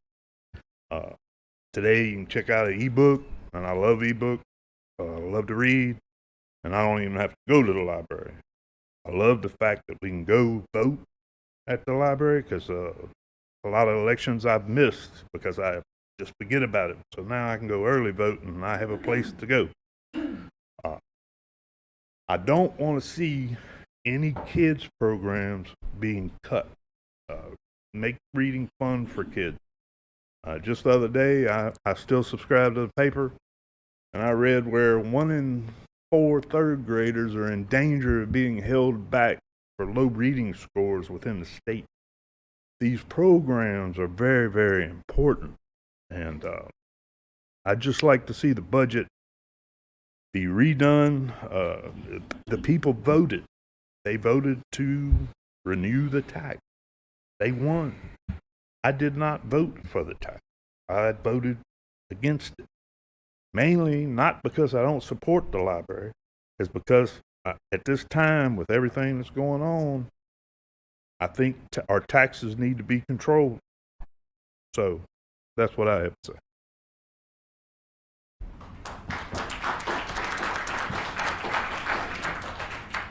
Nikki Thornton.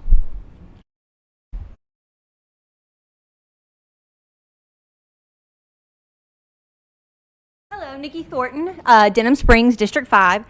As I've said in my many emails to all of you, I am respectfully requesting and would support that you reject the idea that the library is a bottom tier service to the members of the community by removing the board members who orchestrated and or voted against the will of the voters and cut budget line items that will soon result in the end of popular services.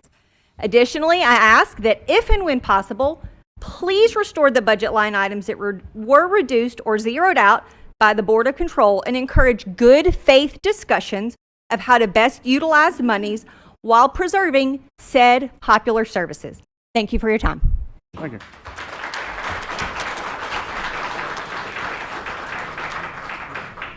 Larry Davis.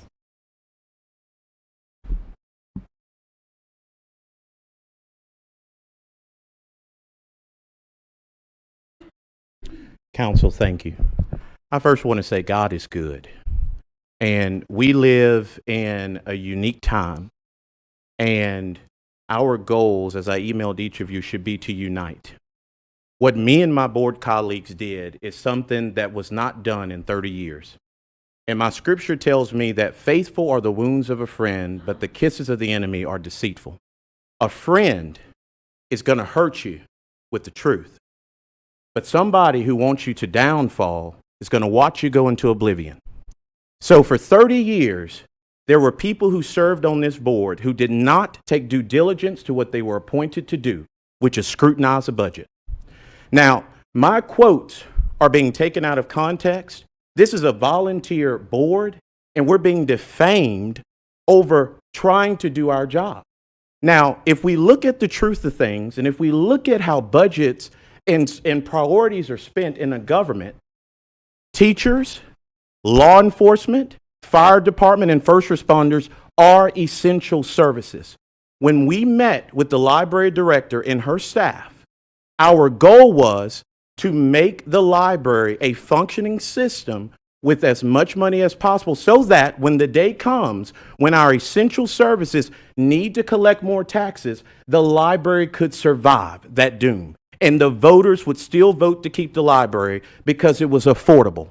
So to take those words out of context, all of us accepted the call to serve this board outside of time with our family, outside of time with our church members, outside of time with our community members. We care, and our hearts are in this.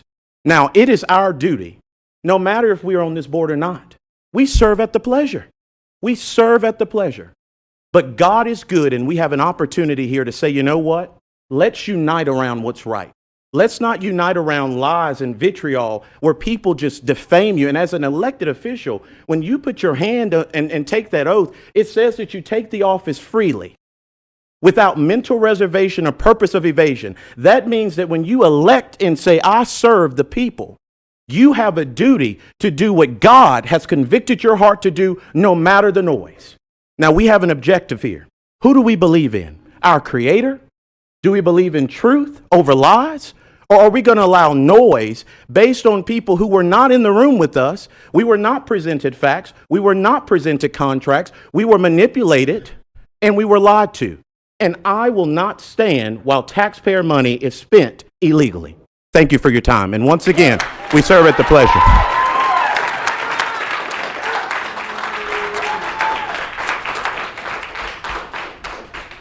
Sarah Ferries. Sarah Ferris. Sarah. Oh. Diane. Oh. On for yes.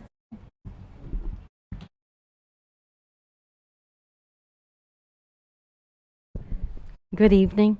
I'm going to tell you a little tiny story, and at the end I'll tell you why. When I was 6, I walked to the library every afternoon and some mornings, and I stayed all day when I could, and I read. When I was a young mother, I brought my children to the library because I couldn't afford all the great books that were out there, and we read, and we played, and we watched the exhibitions that they put on those tables. We colored, and we did it throughout the year. When I was a young mother still, and my children were in high school, we utilized every bit of that library. When we first got computers and media, music that was available, because we were still a poor family living here and getting an education. When I was an older mother, I went blind for 6 months. And my children went to the library and talked to the librarian and told her that I loved to read and could not see anything. They brought me home audiobooks. When I was an older mother and my very youngest child went into the hospital and lost 2/5 of her brain, I came out and I went to the library. And I asked my librarians that knew us well, I need books. I need ways to retrain the brain and bring her back as much as I can. And they did for months, for years. My grandchildren are still going to this library. We do the summer programs. We do all the cultural events. We read, and we read. We use the electronic media. We use Hoopla. We use all the resources of the library. When we voted, we as a community and the majority voted for the increase for our library, not for you to cut the budget, not for you to take away the things that we use, the services that we expect. We are a growing society and will not grow and learn if we do not have resources. We are not rich in this community. We are not rich in this state. And therefore, we need the library to bring in commerce, to bring in education and to give the world scientists, which I have, doctors, which I have, engineers, which I have. I have raised more than my 7 children, my grandchildren, and half of your community in my home in Albany.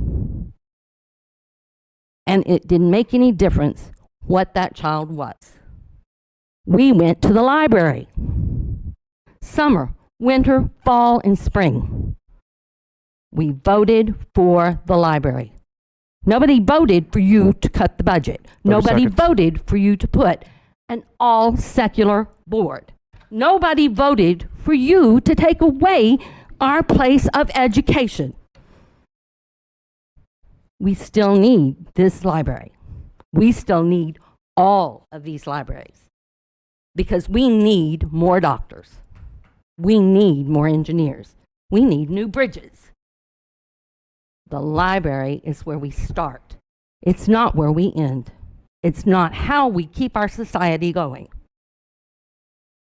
As a member, I would like for you all to consider the things that I just told you and how it affects you. Thank you very much. Thank you.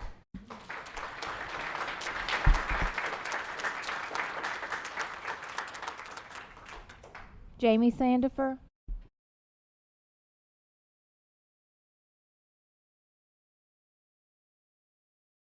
Jamie Sandifer, Denham Springs. A lot of emotions. I'll probably get emotional, but I'm gonna try not to. So I'll try to just lay out some facts and maybe bring the temperature down.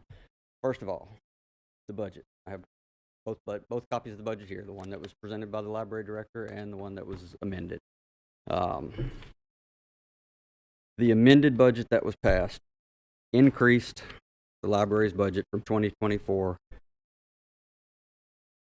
by 2.2%. There is no budget cut. The budget was increased. They lowered the rate. The library director requested 7%. So to say that the budget was cut is patently false. So we need to set that aside. This is not about the budget. This is about the books. For 2 years, nothing was done about the books, and the books are horrible. They are sexually explicit. They are in the children's section. That's what this is about. The budget argument is being used to get rid of the 5 people who stood up to move the books. If you replace them, the only way you're going to stop this conflict is if you put in people who are not going to try to move the book. It's a well-funded movement to keep these books in place. It's going on all over the country.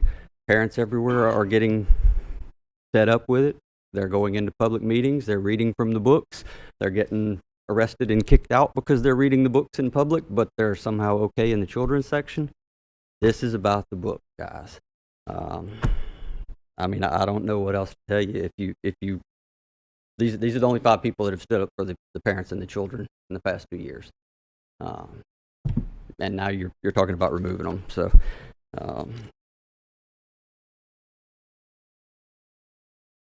Mr. Mangus, you mentioned there were all 7 books removed. There's many more than 7 of these books. I can probably bring you a list of 50 of them tomorrow. It's a long, slow process by intention to get them removed. Mr. Goff, your appointment is one of the ones that's consistently voted to keep them in place. I mean, I just don't see how, and you mentioned that you're not actually clearing the board because you want to reappoint some of the people on it. That's not resetting the board. That's getting rid of the people that you want off the board. Thank you.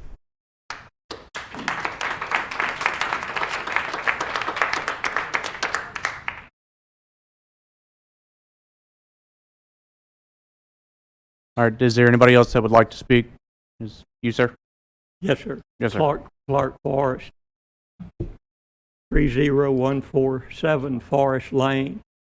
I've spoken to y'all before. You know my position that I'm pro-library.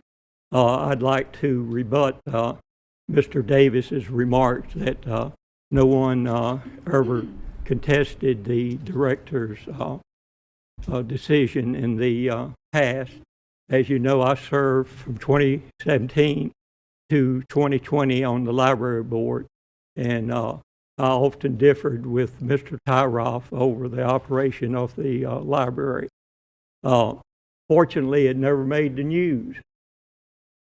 Fortunately, some of the participants here tonight was never at the meeting. Mr. Davis was never at a meeting that during the 3 years I was on the board. There was no one from the parish council. There was no state senator. There was no state representative at the meeting. And all of a sudden, the library has become the bone of contention. And I think that it's time to resolve it. And I would hope that y'all would do the right thing and restore the budget. Thank you. Thank you.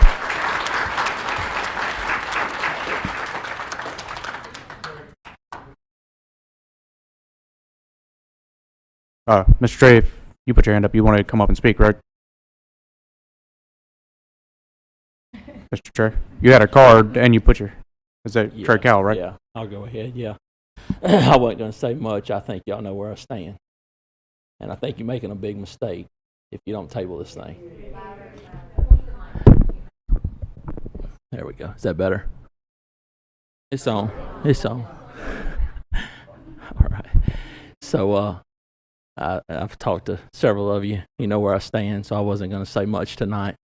And I think you're making a big mistake if it's not tabled. I'm not saying a decision one way or the other needs to be made, but it needs to be tabled. The budget ain't your problem. Your books ain't your problem. Let's get real honest about it tonight. It's about one black man and a white woman. Let's get real honest about it.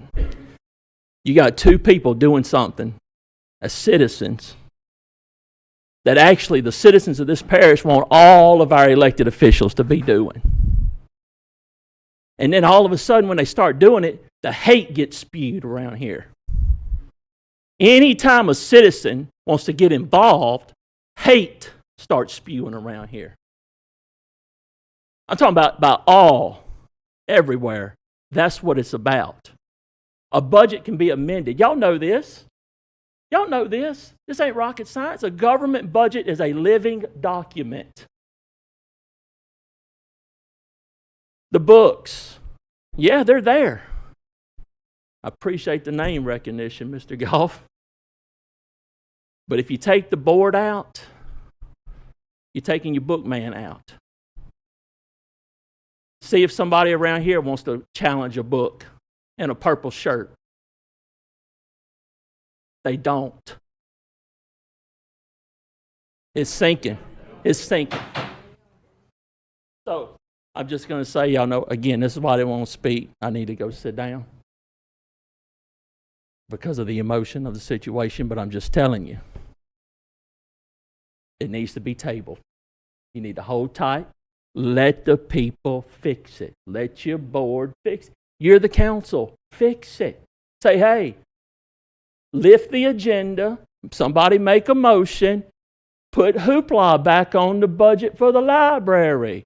Everybody votes for it. You close the meeting and we all go home happy. It's hoopla over hoopla. I mean, come on, man. You can do it. He lifted the agenda to do a resignation of a board member. That's not an emergency. He lifted the agenda to accept the resignation of a board member. You can lift the agenda tonight, vote that you want $20,000 to the library budget to put hoopla on, for crying out loud. Do it and let's go on about business. Let's take care of the books and let's get down to business. We are filly-farting around up here. You have a conservative parish. I got to sit down.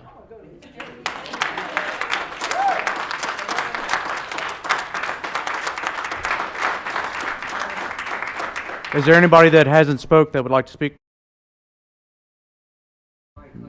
Yeah, I see Brian. I'm going to let this lady go, and then Mr. Brian, you can come back.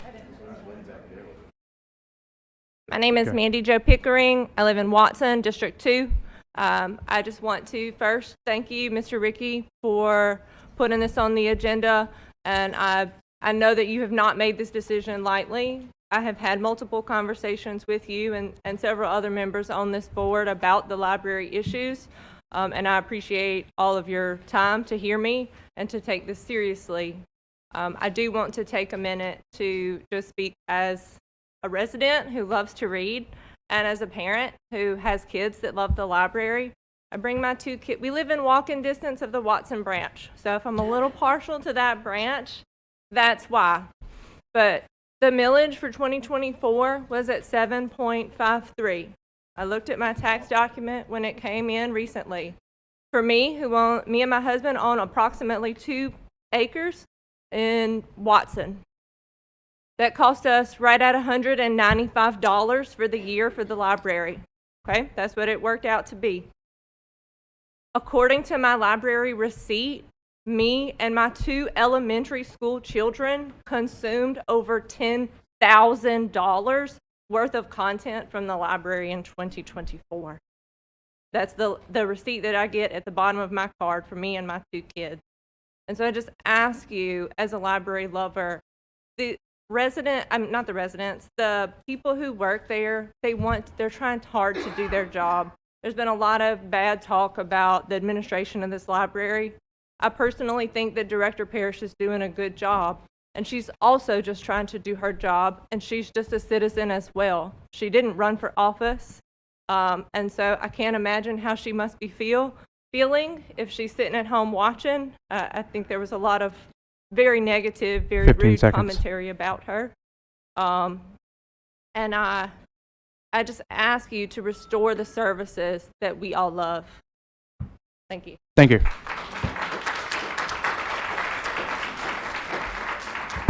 Brian Clemens, Watson, Louisiana. I wasn't able to fill out a card. I apologize. I was in the prior meeting with planning and zoning. A month ago, probably about this time of night, I stood right here where I am right now, and I was asking all of you to pass a budget. Mr. Mickey McMorris had worked hard on budgets from September on, and there we were in December still arguing over budget. And I put it to you, if you want to throw them out because they're having difficulty with the budget, you need to look at your own seats, because you've had problems with budgets as well. This is about the books. We all know it. It's an ideological battle that's been going on in the library. It's been going on for a couple of years. This was the first meeting that the conservative had the majority. It was the very first one. Sure, it was a 5-4 vote. Sure, it was contentious. But you're going to yank them after one meeting in the majority? I don't get it. I don't see that's fair. It took y'all 3 months to patch budget. I think you could work with this bunch at least for 3 months. I would ask you to defer this item tonight. Thank you. Is there anybody else that hasn't spoke that'd like to speak?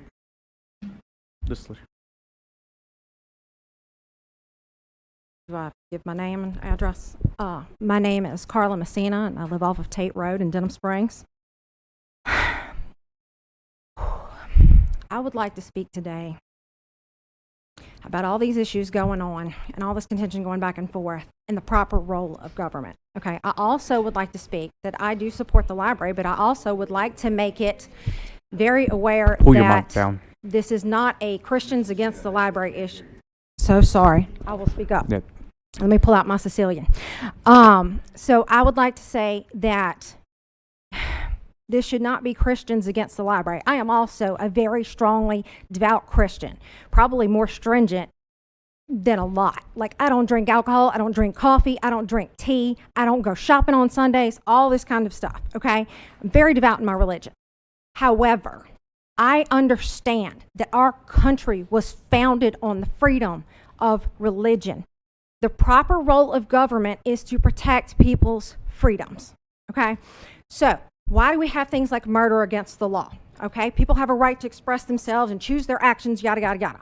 That is an action that then gets in the frame of mind or the realm of somebody else's rights. You've violated somebody else's rights, you've taken their life, okay? The library is a public library. It's about choice. If there's something on the shelf you don't like, don't read it. If you don't want your kids to read it, be a parent. Make sure they don't read it, okay? And I hear people talking about being victims of abuse. My heart goes out. The young man that was laughing at the rape account, can I call him a jerk? Is that okay? Is that an okay word? He's a jerk, okay? I hate that. I hate that. But I will tell you, pulling that book is not going to stop that kid from being a jerk. He's had bad examples put around him. I don't know if he's peer pressuring or whatever. I have a degree in psychology. 15 seconds. 15 seconds. I also understand that people use these books for reasons you wouldn't understand. There are some rape victims that read accounts of these things to help them cope. There are some people that are filled with fear and anxiety that read horror to cope. It's weird. I don't get it, but I've known so many people do it. I believe them. Okay? So just imagine, and I read my scriptures too. The scriptures say to invite and share the gospel. And I know the gospel cannot go forward without freedom of choice. We cannot push our religion on others with government as a tool to do that. It's just wrong. And I feel like that's what's happening. If you can, wrap it up. Okay. And because just imagine if I offered or invited you, hey, do you want a chocolate chip cookie? And you were like, no, thank you. And I'm like, well, you know what? I'm going to pass a law that says you have to take this chocolate chip cookie. We claim to be conservative, and it's a blatant misuse and becoming big government instead of small government. Thank you very much. Thank you.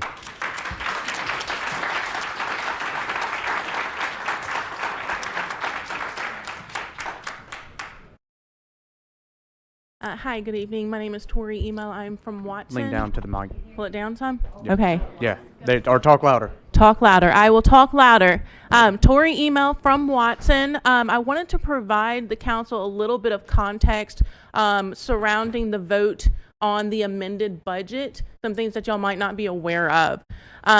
First of all, I was brand new appointed to the board. In fact, my initiation meeting with the director was the night before the board meeting, and I spent about 3.5 hours with her. I went through the amended budget that was going to be on the agenda the next night, and I asked her, are there any things in here that are going to cause issues with current services or contracts? I was told yes. I said, okay, which ones? She said there's going to be problems with the audiobook. I love audiobooks. I don't agree with that being removed out. I would like to adjust that in the budget to correct that issue we're going to have. She said, that's great. Y'all can make those changes. It's not a problem. You can make those changes within the budget at any point during the year. I said, great. So the next meeting, my very first meeting on the agenda, it said to review and approve the amended budget for 2025. Okay? So that means the only thing we could have considered was that revised amended budget. 30 seconds. Okay? There was no other option to look at the original budget presented by the director other than lifting the agenda. That night, we would not have had unanimous consent to lift the agenda to review the original budget. So our choices were pass a budget that needs some work, which all of us agreed to do, or go into 2025 without a budget at all, putting I don't even know what at risk. Those were our options, and we chose to fund the library with the understanding and the agreement between all of us to work to correct the issues that the community was bringing before us that night. Just wanted to provide that context to you. Thank you so much. Thank you.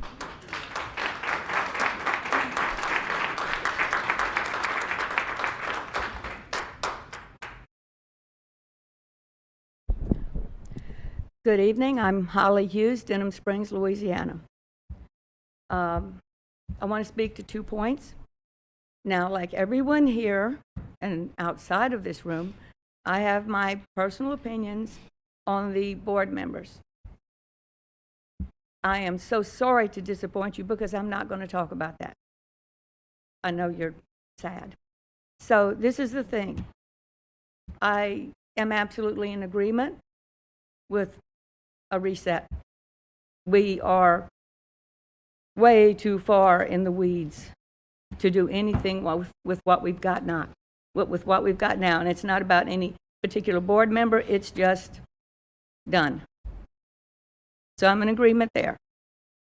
But I would ask this. Work together, the council and the library, work together because there is no long-term relationship otherwise. Everybody gets screwed. Do we get that now? So, reset, new board. Second point, please don't throw the next board under the bus because in my opinion, that's what you did with this board of control. You threw them under the bus. You put them there because you wanted them to do exactly what you told them to do, which begs the point, why have a board? We could just come to you. And wouldn't you love that? So put in a new board, but create standards. We lost a board that 15 was seconds. not only experienced, but educated and knew what they were doing and understood how things work and what was legal and what wasn't. Set standards. Just set standards for the new board so you don't throw them under the bus too. Thank you. Thank you.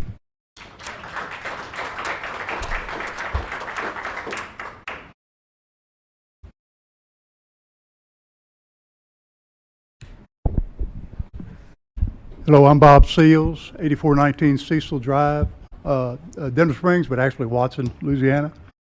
I stand here tonight as a father of 3 and a grandfather of 9 that love the library. My wife has her card. They're all active. We just have one concern as a family. We don't want our children exposed to some of the sexual material that was read not long ago.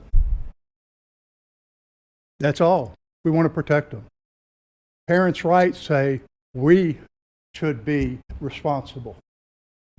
But I can't go through every book in the library. That's somebody else's job, and we've asked them to do it, to check things that are in the library. And you know, here's what I don't understand.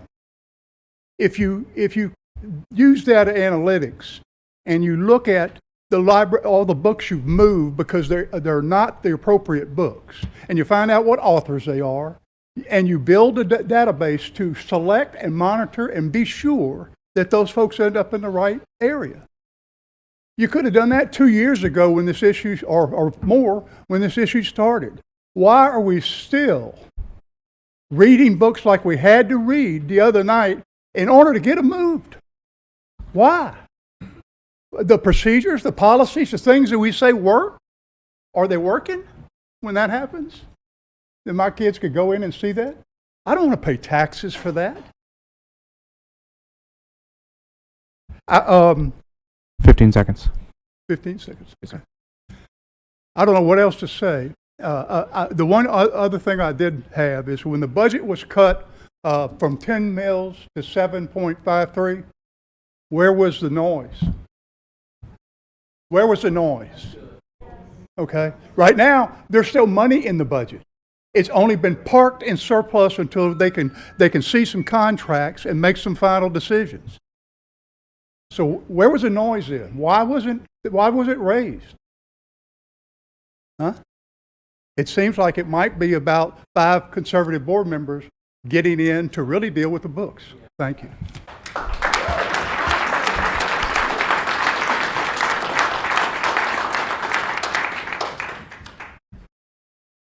Samuel Babin, Watson, Louisiana. I kind of waited till I thought everyone was kind of done because this doesn't necessarily have to do with just the library stuff, but I want to commend you people because y'all put in so many hours. Billy Taylor is like a brother to me, and I've never seen him on the phone so much in the last couple days as anyone I've ever seen. And there was a lot of gas a little while ago when he made the comment about someone said something about him wanting to burn down the library. Has anyone in this room ever said something they didn't literally mean at that moment? Anybody? Okay. I have. And if you literally think that Billy wants to literally burn down the library, then I don't know what to tell you. There's not much saving you on that one. But the people that are up here were elected by us, and they're doing the best they can. And we have to put our faith in them that they're going to do what they need to do to make our parish better. And I don't need to say anything else. Plenty of people have said enough, but I just want y'all to know, I can't speak for everyone up here, but I know Billy does nothing but the best he can to make this parish better.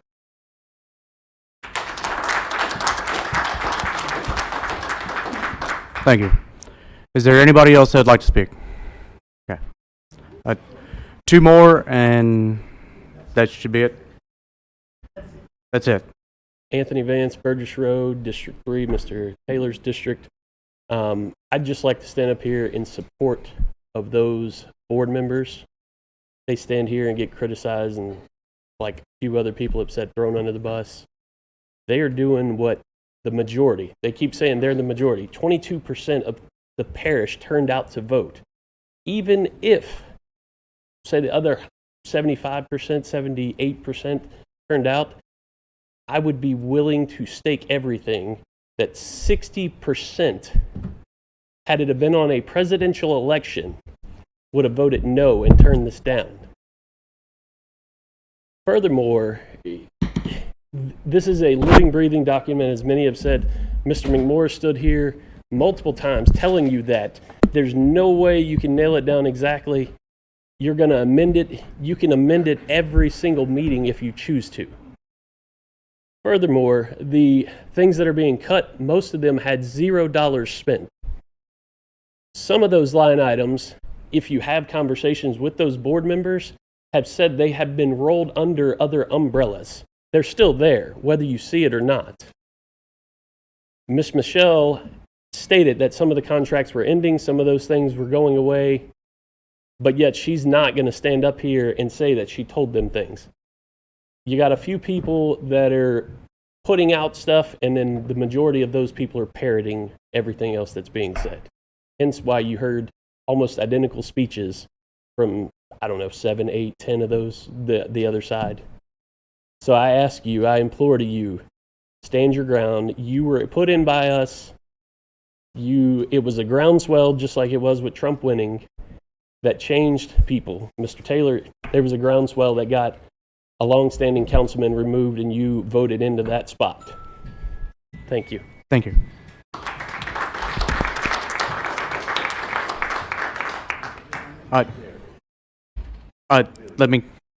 Let me get this. The lady. There's a lady that's been waiting to come up. Okay, she'll wait. All right, you and then her, and then she's the last one. Dewana Christian, 24380 Miller Road. Can you hear me? Closer to you. Dewana Christian, 24380 Miller Road, Livingston, Louisiana. Sorry about my voice. I had COVID a while back and it hasn't come back. But I just wanted to say I'm one of the board members, and my concern about the budget was that when we met with Michelle, she listed several $100,000 worth of things that she wanted. 2 maintenance men, generators at every building, security, because of some security issues in Denham. So when we added it all up, it was a lot. So what can you do? Sounds like you're going to need some money down the road. And the millage had been rolled back. So when your money's not coming in like it was, you have to cut back somewhere, especially when you want all these new things. That's it. Thanks. Thank you.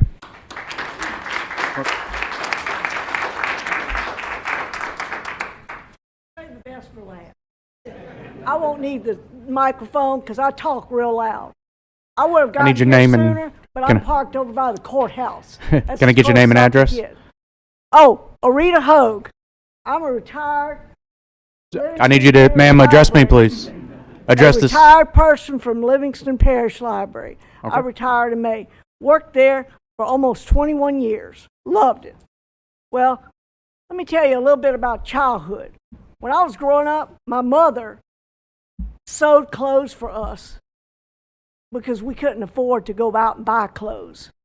There are people in the library now that learn how to sew so they can sew things because they can't afford it either.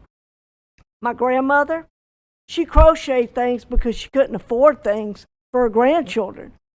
There's a crochet class that takes place in the library. There's all kinds of classes. Used to be computer classes until I retired. Well, maybe that'll come back. But there's also literacy things. Let me tell you, I ordered over 100 books in Spanish for people that come in that library that don't know how to speak English, that wanted to learn how to read by learning those kind of things. I was getting ready to order Asian books for that population. There's literacy things. There are people that come in the library that don't know how to read at all. 30 seconds. That don't know how to read at all. All of those things are very important. Now, as far as the censoring of books, we better look out, because here in Livingston Parish, we're going to deal with the other diversity thing when you look at Mark Twain's books. There are things in those books that'll be offensive to some populations. There's a couple of them in this room. So we got to look out when we start taking books out of the library. Yes, ma'am. You good? Thank you. Thank you. All right, I hereby close this to the public.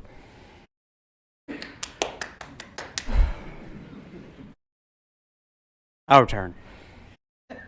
All right, Miss Sandy, can you read me what Mr. Golf put out? Miss Sandy, put.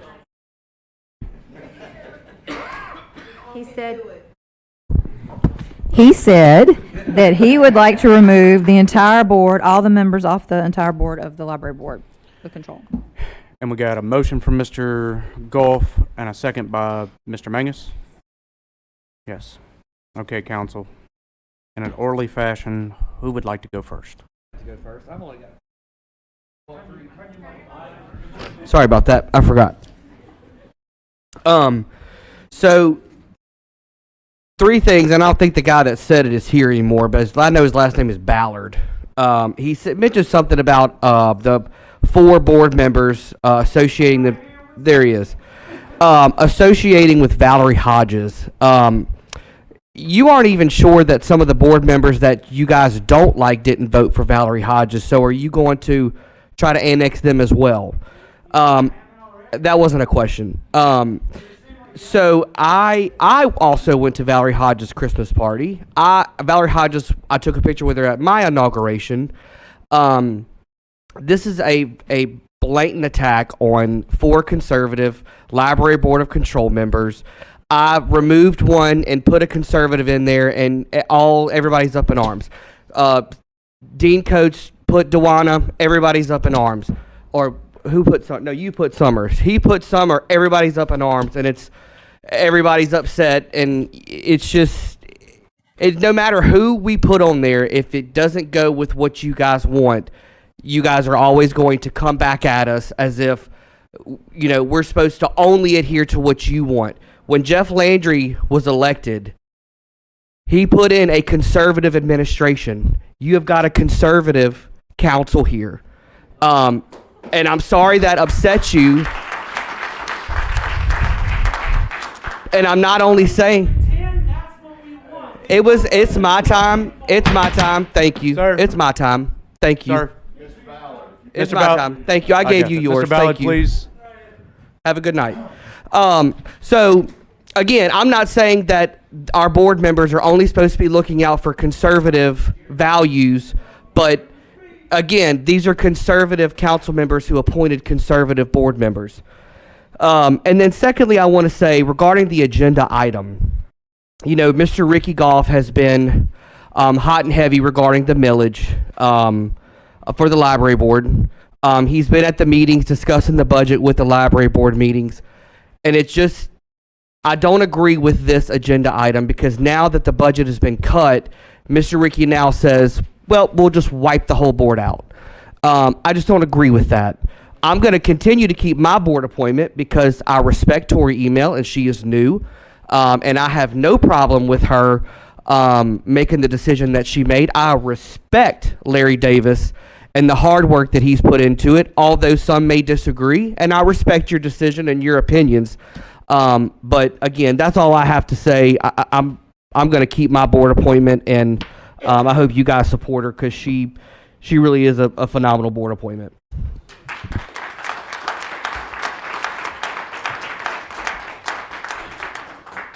Mr. Dincoats. All right, I would just like to say a couple things. Thank you everyone who came and spoke tonight. I think that all of y'all's comments were well received. However, I agree with what Mr. Shavers, Councilman Shavers just said as well. The other thing is, most of the board appointments that we recently made were just that. They were recently made.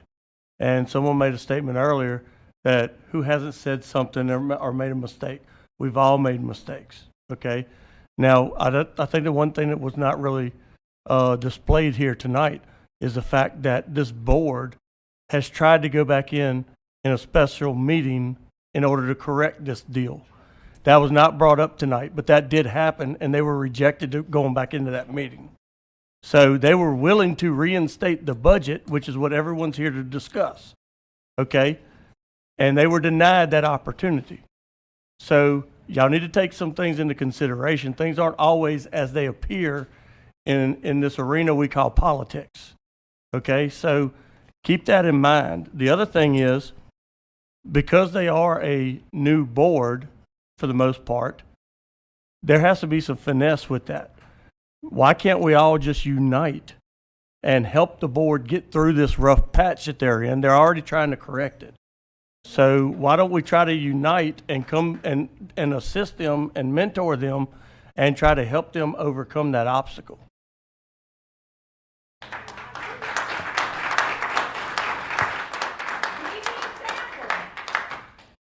Is there anybody else that would like to speak? I would like to speak. Go ahead, Aaron.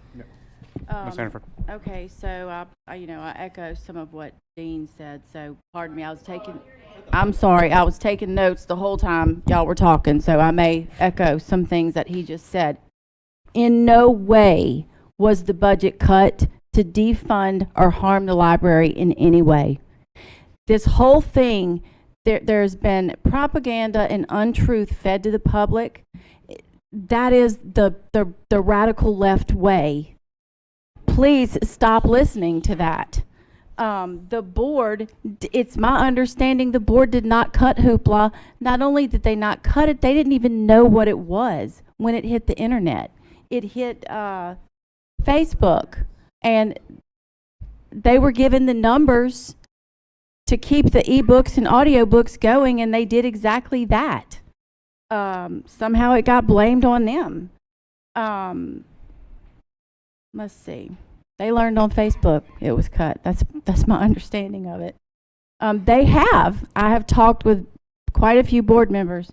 They have committed to restore the budget, and so much so that they called the emergency meeting, but were denied that emergency meeting.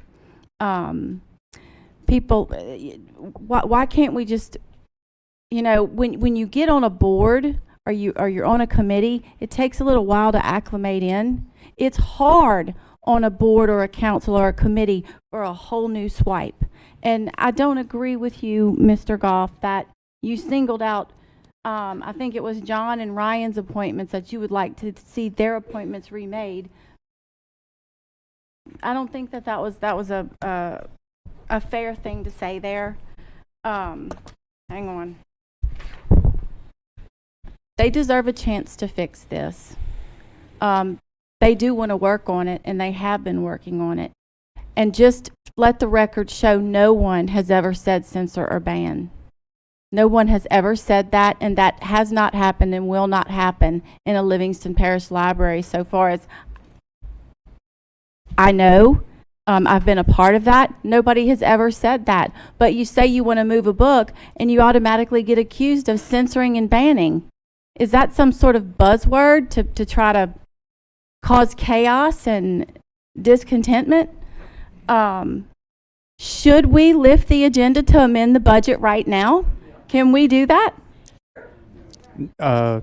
Sanford, whenever me and you discussed last week, didn't you tell me that we're no longer allowed to lift the agenda as of 2025? That came from the legislative auditor. but it was in place when you did it as well. All right, I didn't know it at that time. Well, you know, we do want to restore the budget. Nobody wants to hurt this very bright spot, this wonderful thing that we have in Livingston Parish. We just want the sex manuals and the pornography out of the children's section, quite honestly. And the way that it's written on the agenda, I don't even know if we can have it on the agenda that way. And one more thing, I talked to a colleague on the St. Tammany Parish, that serves on the St. Tammany Parish Council on the way here. There's pending federal litigation for removing a whole library board of control at one time. I have the statutes right here that I don't think you can remove a whole board at one time. So I need. Well, I know that this most recent session was the new legislation for the state law that allows parish councils to remove library board members at will. In that particular state statute that was passed, to my knowledge, there was no limitation as to how many you could remove at once. I think obviously that if a whole board is removed, it would certainly be in best practices to replace them as expediently as possible, so the board's not just sitting stagnant and unmanned. For sure. So there is pending federal litigation on that in St. Tammany Parish. I don't think it would be prudent for us to just make this move without looking further into that, because we definitely don't want any more lawsuits.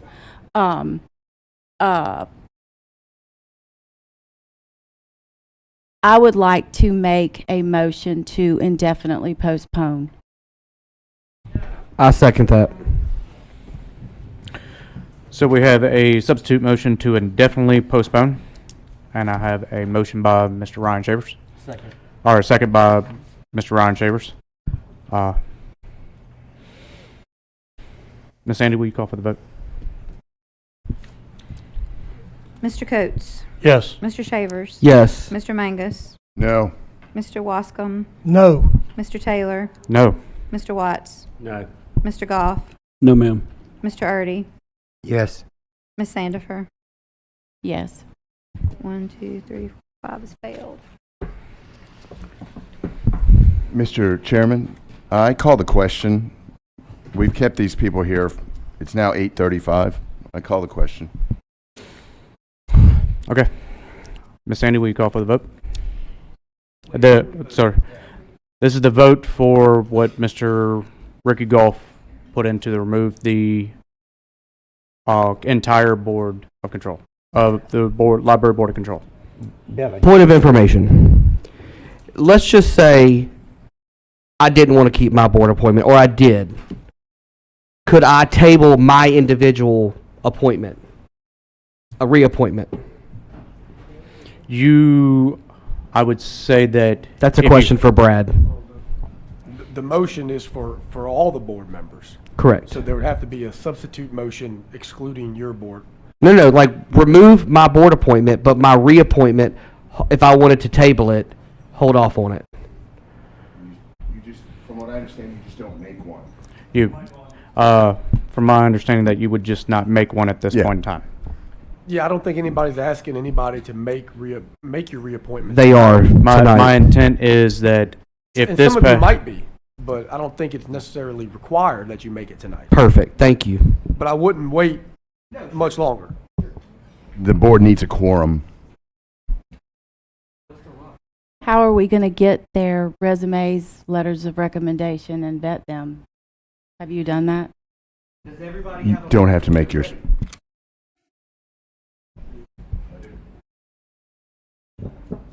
I did call the question. All right, Ms. Sandy, will you call for the vote? Billy. This is one second. Ms. Sandy, hold on 1 second. Yes, Mr. Erdy. I think it'd be a bad move if we just whitewash the whole board tonight. 2 reasons. This is, a lot of these people here are new, and like some of us are too, the first year, and we need to give them time to work to correct and mistakes like right away, hopefully. And I think we're jumping the gun if we just say, oh, they're new and they made a mistake, they're gone. And I think maybe we should look at each board member individually as we're here tonight, or either give them a chance to work it out, because I think they will. I think a lot of things, like Miss Aaron said, they're going to get this straight. They're going to work it out, and it ain't as bad as it seems. It just, a lot of people here are saying a lot of things tonight. So but to whitewash this board and start over, I think that'd be a major mistake. And that's what I got to say. Okay.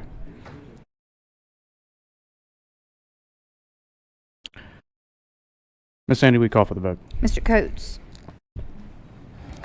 This is to do a reset on the board, basically? No. To remove all the board members. No. Mr. Shavers? No. Mr. Mangus? Yes. Mr. Wascom? Yes. Mr. Taylor? Yes. Mr. Watts? Yes. Mr. Goff? Yes, ma'am. Mr. Erdy? No. Ms. Sandifer? No. Pass. 1, 2, 3, 4, 5. Pass.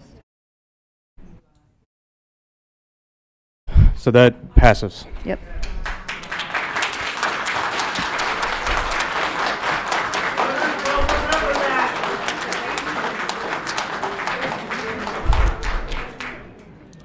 At this time, I'm going to go down the line on if anybody has any appointments to this library board.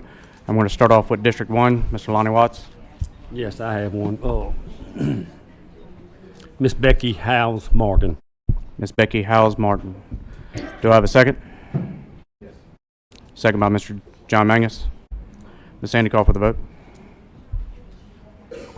Mr. Coates? Yes. Mr. Shavers? Yeah. Mr. Mangus? Yes. Mr. Wascom? Yes. Mr. Taylor? Yes. Mr. Watts? Mr. Goff? Yes, ma'am. Mr. Erdy? Yes. Ms. Sandifer? Yes. All right, District 2. Do you have a... Tory. Do I have a second? I'll second that. Got a second by Mr. Mangus. Ms. Sandy, will you call for the vote? Mr. Coates? Yes. Mr. Shavers? Yes. Mr. Mangus? Yes. Mr. Wascom? Yes. Mr. Taylor? Yes. Mr. Watts? Yes. Mr. Goff? Yes, ma'am. Mr. Erdy? Yes. Ms. Sandifer? Yes. I would like to appoint Rodlin Hammond. I'll make that motion. Yes. If that's for District 3, you can't make a motion. yes. So if that's your recommendation, That's I'll my make the motion. recommendation. What's the name again? Rodlin Hammond. Rodlin. Second by Mr. Mangus. This is for the library board. Miss Sandy, will you call for the vote? Her name is Rodlin Rodlin Hammond. I'll get with you with the spelling. Okay. Mr. Coates? Yes. Mr. Shavers? Yeah. Mr. Mangus? Yes. Mr. Wascom? Yes. Mr. Taylor? Yes. Mr. Watts? Yes. Mr. Goff? Yes, ma'am. Mr. Erdy? Yes. Ms. Sandifer? Yes. District 4. I'd like to make a motion to appoint Miss Jennifer Dorhauer. Do I have a second? Second. Second by Mr. Ricky Goff. Miss Sandy, will you call for the vote? Mr. Coates? Yes. Mr. Shavers? Yes. Mr. Mangus? Yes. Mr. Wascom? Yes. Mr. Taylor? Yes. Mr. Watts? Yes. Mr. Goff? Yes, ma'am. Mr. Erdy? Yes. Ms. Sandifer? Yes. District 5. Okay.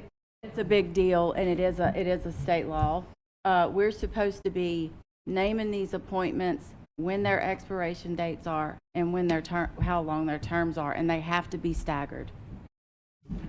And I'm really uncomfortable. I'm all okay. I don't want to deny anybody, but do you have resumes? Have you I don't even know what I'm looking at.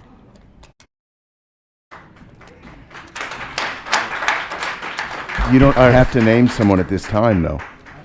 So I'm the only person that didn't have an appointment on this board at this time, so I will go ahead and put a staggered of 1 year on this appointment. District 1, so we're going to do a 4-year. Quick question. Is it appropriate to just allow them to finish out whatever term is on each individual ones that are now? In other words, we'll appoint them to the board. Yeah, but Excuse me. I believe what you're asking is, can the new appointments Right, just finish out the term, unexpired term, and that way they stay previous staggered, appointment? et cetera. That's what I. So that would be my suggestion. My suggestion would be that as the appointments are done, 1 through 9, that whatever their remaining time frame is what that they serve as their expiration. And that's what we do now whenever we remove board members and put new ones on. They finish up the existing term that was there. I hate to prolong this. Brad, can you please confirm to me that what we're doing by removing a whole board is legal? I'm telling you that this is brand new state legislation. But a whole board at a time. There's nothing in the state legislation that was passed enabling you to remove board members at will from the library board that specifically prohibits it. That's something that a court may interpret later down the road. I read this lawsuit, and I find it very ironic that we as a council in the beginning of this year were getting accused of putting ourselves in lawsuits. You're going to get yourself in a lawsuit. If you don't follow the law, you're going to get in a lawsuit. And look at these people. I don't feel comfortable doing it. I'm being honest. I mean, I'm sure some kind of state law says, yeah, it's fine, do it, you're good, you're clear. But it's obviously that it's not, because these guys are in a lawsuit. And I read it. I'd like to make a comment. So in reference to the lawsuit, I haven't been attributed to it. I haven't read it, but I don't know if you've read it or not.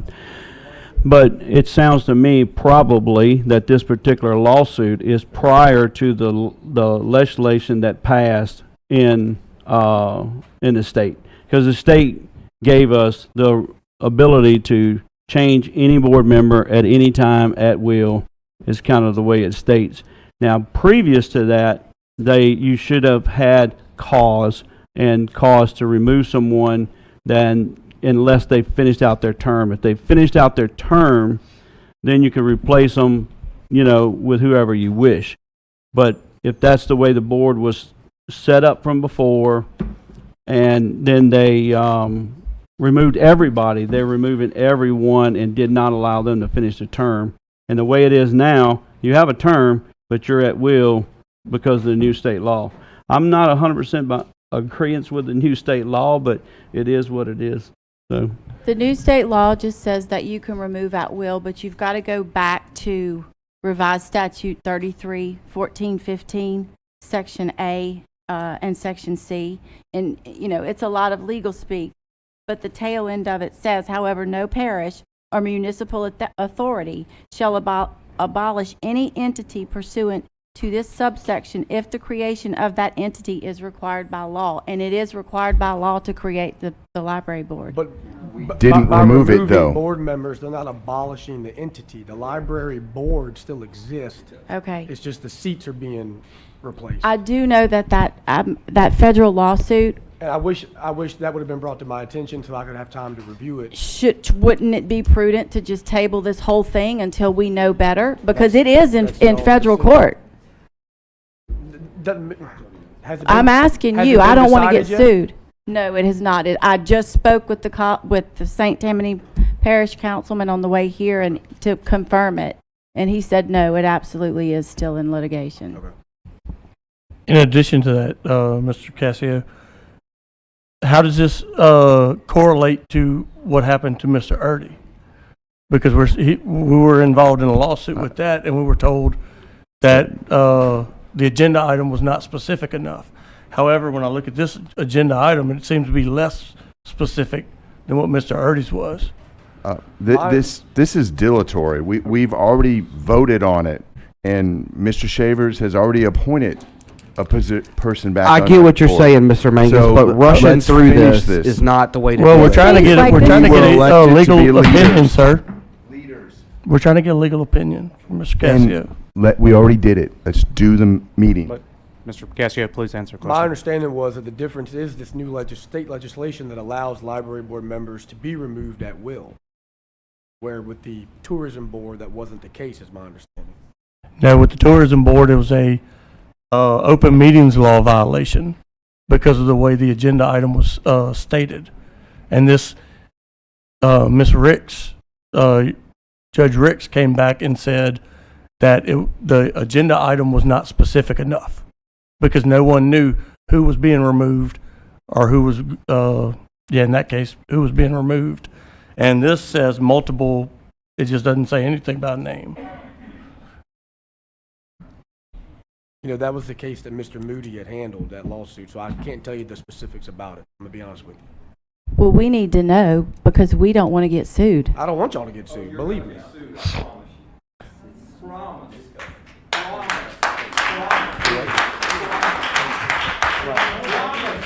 Ricky, can you please table this? Can we please table this? I think we're far enough into it, and I'm not sure if that lawsuit is for abolishing the board or not. But they abolished the board. No, they removed all of the members of the board. Right, right. So, I mean, I think we're perfectly within our grounds. Everything that I've researched and checked and attorneys I've talked to. But nevertheless, this is how much of a controversy that this board and everything surrounding it has become. And please. You brought this up. Board didn't do it. So please, if y'all would. So the agenda from my standpoint is still the books and trimming the budget as where we feel that we can do, etc. But I have seen this board on more than one occasion just not being able to reach across the line or be able to do what they need for. So that being said, I feel that we just need to go ahead and move forward, get it.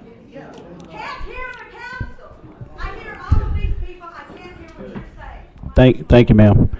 So to ask your question is, I wish to just continue to move forward. There will be a new set of board members.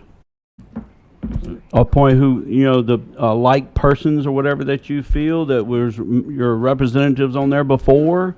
Wherever that falls, it falls. I'm going to still be in the mix trying my best to get the books out of there. I encourage everyone here to do the same thing. I've been to the meetings. I've stand up there and been accountable. So the same thing with the budget, the millage. I've been accountable for that, right? And I'm still going to be accountable for that.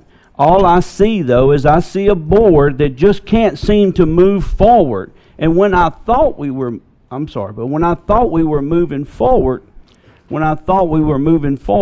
we just end up just exploding. So we need to reset this thing, stay with the same agenda, same focus, and the same goals. Provide service for the library, provide a good quality library, and do what we can to get the books out of the library. It's very simple. And I know that this board as a whole has done a phenomenal job of battling this battle for 2 years. But this is a fester in our entire community. And I'm not saying that it's one particular part of the community or one particular part of the community. I'm just saying that this is a ongoing problem that I don't see getting resolved other than right here, making a new reset and moving forward with a new group. Okay, I have a question, and I'm done. I promise I'm done. Abby, what is y'all's next library board meeting? 21st of January. Okay. 21st. Okay. So on the 21st, if they have their meeting, and social media blows up with what they did, am I going to put on the council agenda to reset that board again? Sir, you are more than welcome as a council member to put whatever you feel. You're proving my point. We can't just we don't like what they do, we pull them. I mean, all right, Water to Water doesn't do what I want. I'm sorry, Ms. Shavers, but I call the question. It is late, and 6, 7, and 8, 5, 6, and 7, 9. 8. 5, 6, 7, 8, and 9 Thank have you, not John had Mangus. a chance to appoint yet. You've had enough time. You can put whatever you want on the agenda, sir. I don't need you to talk to me like I'm Okay. Well, let's finish this meeting. We can't be resetting every time we dislike the board members. That, we can't do that. Okay, Can't live let's like that. finish the meeting, please. Ms. Sanford? I appoint Larry Davis. He's.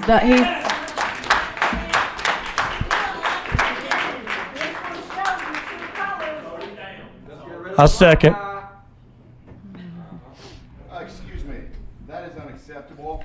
Mr. Crosby, if you can't contain yourself, you need to leave. Sure. Ms. Sandy, call for the vote. Mr. Coates? Yes. Mr. Shavers? Yes. Mr. Mangus? No. Mr. Wascom? No. Mr. Taylor? No. Mr. Watts? No. Mr. Goff? No, ma'am. Mr. Erdy? Yes. Ms. Sandifer? Yes. It failed. 1, 2, 3, 4, 5 failed. So what do I do? Ms. Sanford, do you have, I don't have. I have not. Have y'all all had time to vet people and do resumes? This was by design. This is the way it was supposed to be. Yeah, it was planned. This is so dumb. Good old voice system. This was all by design. This is the way it's supposed to happen.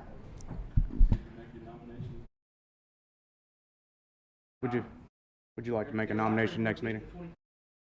Yes. Mr. District Shavers, 6. ask if they were going to actually hold the meeting on the 21st.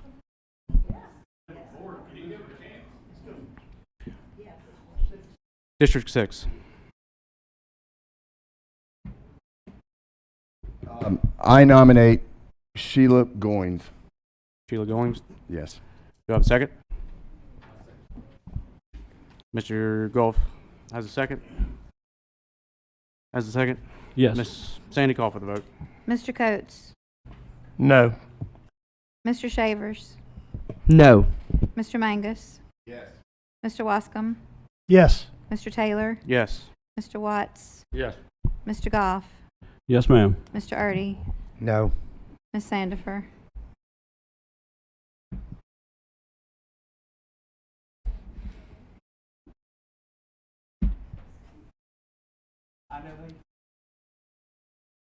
This was all by design. I'm leaving out. Thank you very much. I appreciate it serving underneath you for a little while.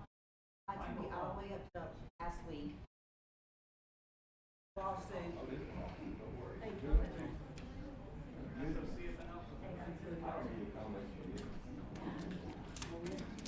I'm just going to have to. How can we vote without knowing these people? I don't understand. I think we know these people. We wouldn't appoint them if we didn't know them. You have their resume? You have letters of recommendation? She's a retired librarian with the school Okay. system. I didn't hey, know a gifted, that. gifted teacher. You didn't ask. I have I've a been resume. sitting here asking Lonnie, Mr. Councilman Watts. I have just my need some more appointments resume. information. She's a retired principal, state principal of the year, state teacher of the year in science. She has a PhD. This is Ms. Goins? Yes. Yes. I think she's very conservative, very Pentecostal, Christian. She'd be a great appointment. Miss Sandy, in the spirit of being in good faith, I'm gonna change my vote to yes, please.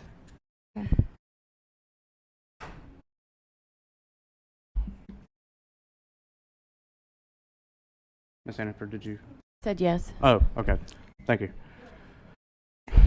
Number 7, District 7. My appointment would be Miss Patricia Wilson. Do I have a second? Second by Mr. John Mangus.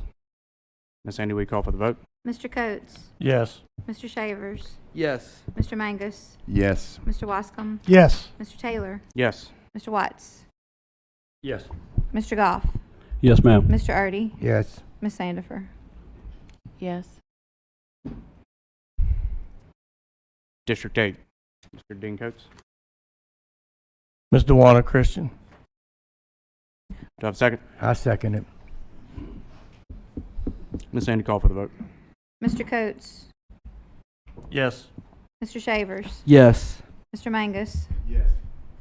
Mr. Wascom, No. Mr. Taylor, No. Mr. Watts, No. Mr. Goff, No, ma'am. Mr. Erdy, Yes. Ms. Sandifer. Yes. 1, 2, 3, 4, 5. You passed.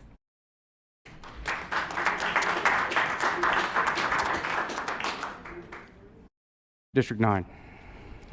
I nominate Summer Smith. Second. Summer Smith, second by Mr. Dean Coates. Ms. Sandy, will you call for the vote? Mr. Coates, Yes. Mr. Shavers, Yes. Mr. Mangus, No. Mr. Wascom, No. Mr. Taylor, No. Mr. Watts, Mr. Goff, No, ma'am. Mr. Erdy, Yes. Ms. Sandifer. Yes. It failed. Mr. Dean, Mr. Coates, do you have another appointment that you'd like to make? I mean, Mr. Erdy, is there another appointment you'd like to make? No, not at this time. You, all right. All right, next agenda item. Number 18, Finance Committee. Mr. Mangus. We didn't have a meeting because I didn't even know if I was going to be on the Finance Committee. It was up to you, Mr. Chair. We'll address that at the next meeting. Ordinance Committee. We didn't have an ordinance committee meeting during this time frame. That's all. Okay. Attorney's report. And do I have a motion to adjourn? Before everyone leaves, I would just like to say something if y'all could listen for just a second. Human trafficking is a really big deal, and I would just like to let everyone know that the Child Advocacy Services would ask that everyone on January 13th please wear blue in support of human traffic awareness. I just want to let y'all know that, and also want to say appreciate all of our law enforcement officers that keep us safe, because today is Law Enforcement Officer Appreciation Day. I'd also like to thank Mr. Jason Ard for providing us support tonight with police officers. Is there a motion to adjourn? I'll make the motion. I second it. Second, all in favor say yes.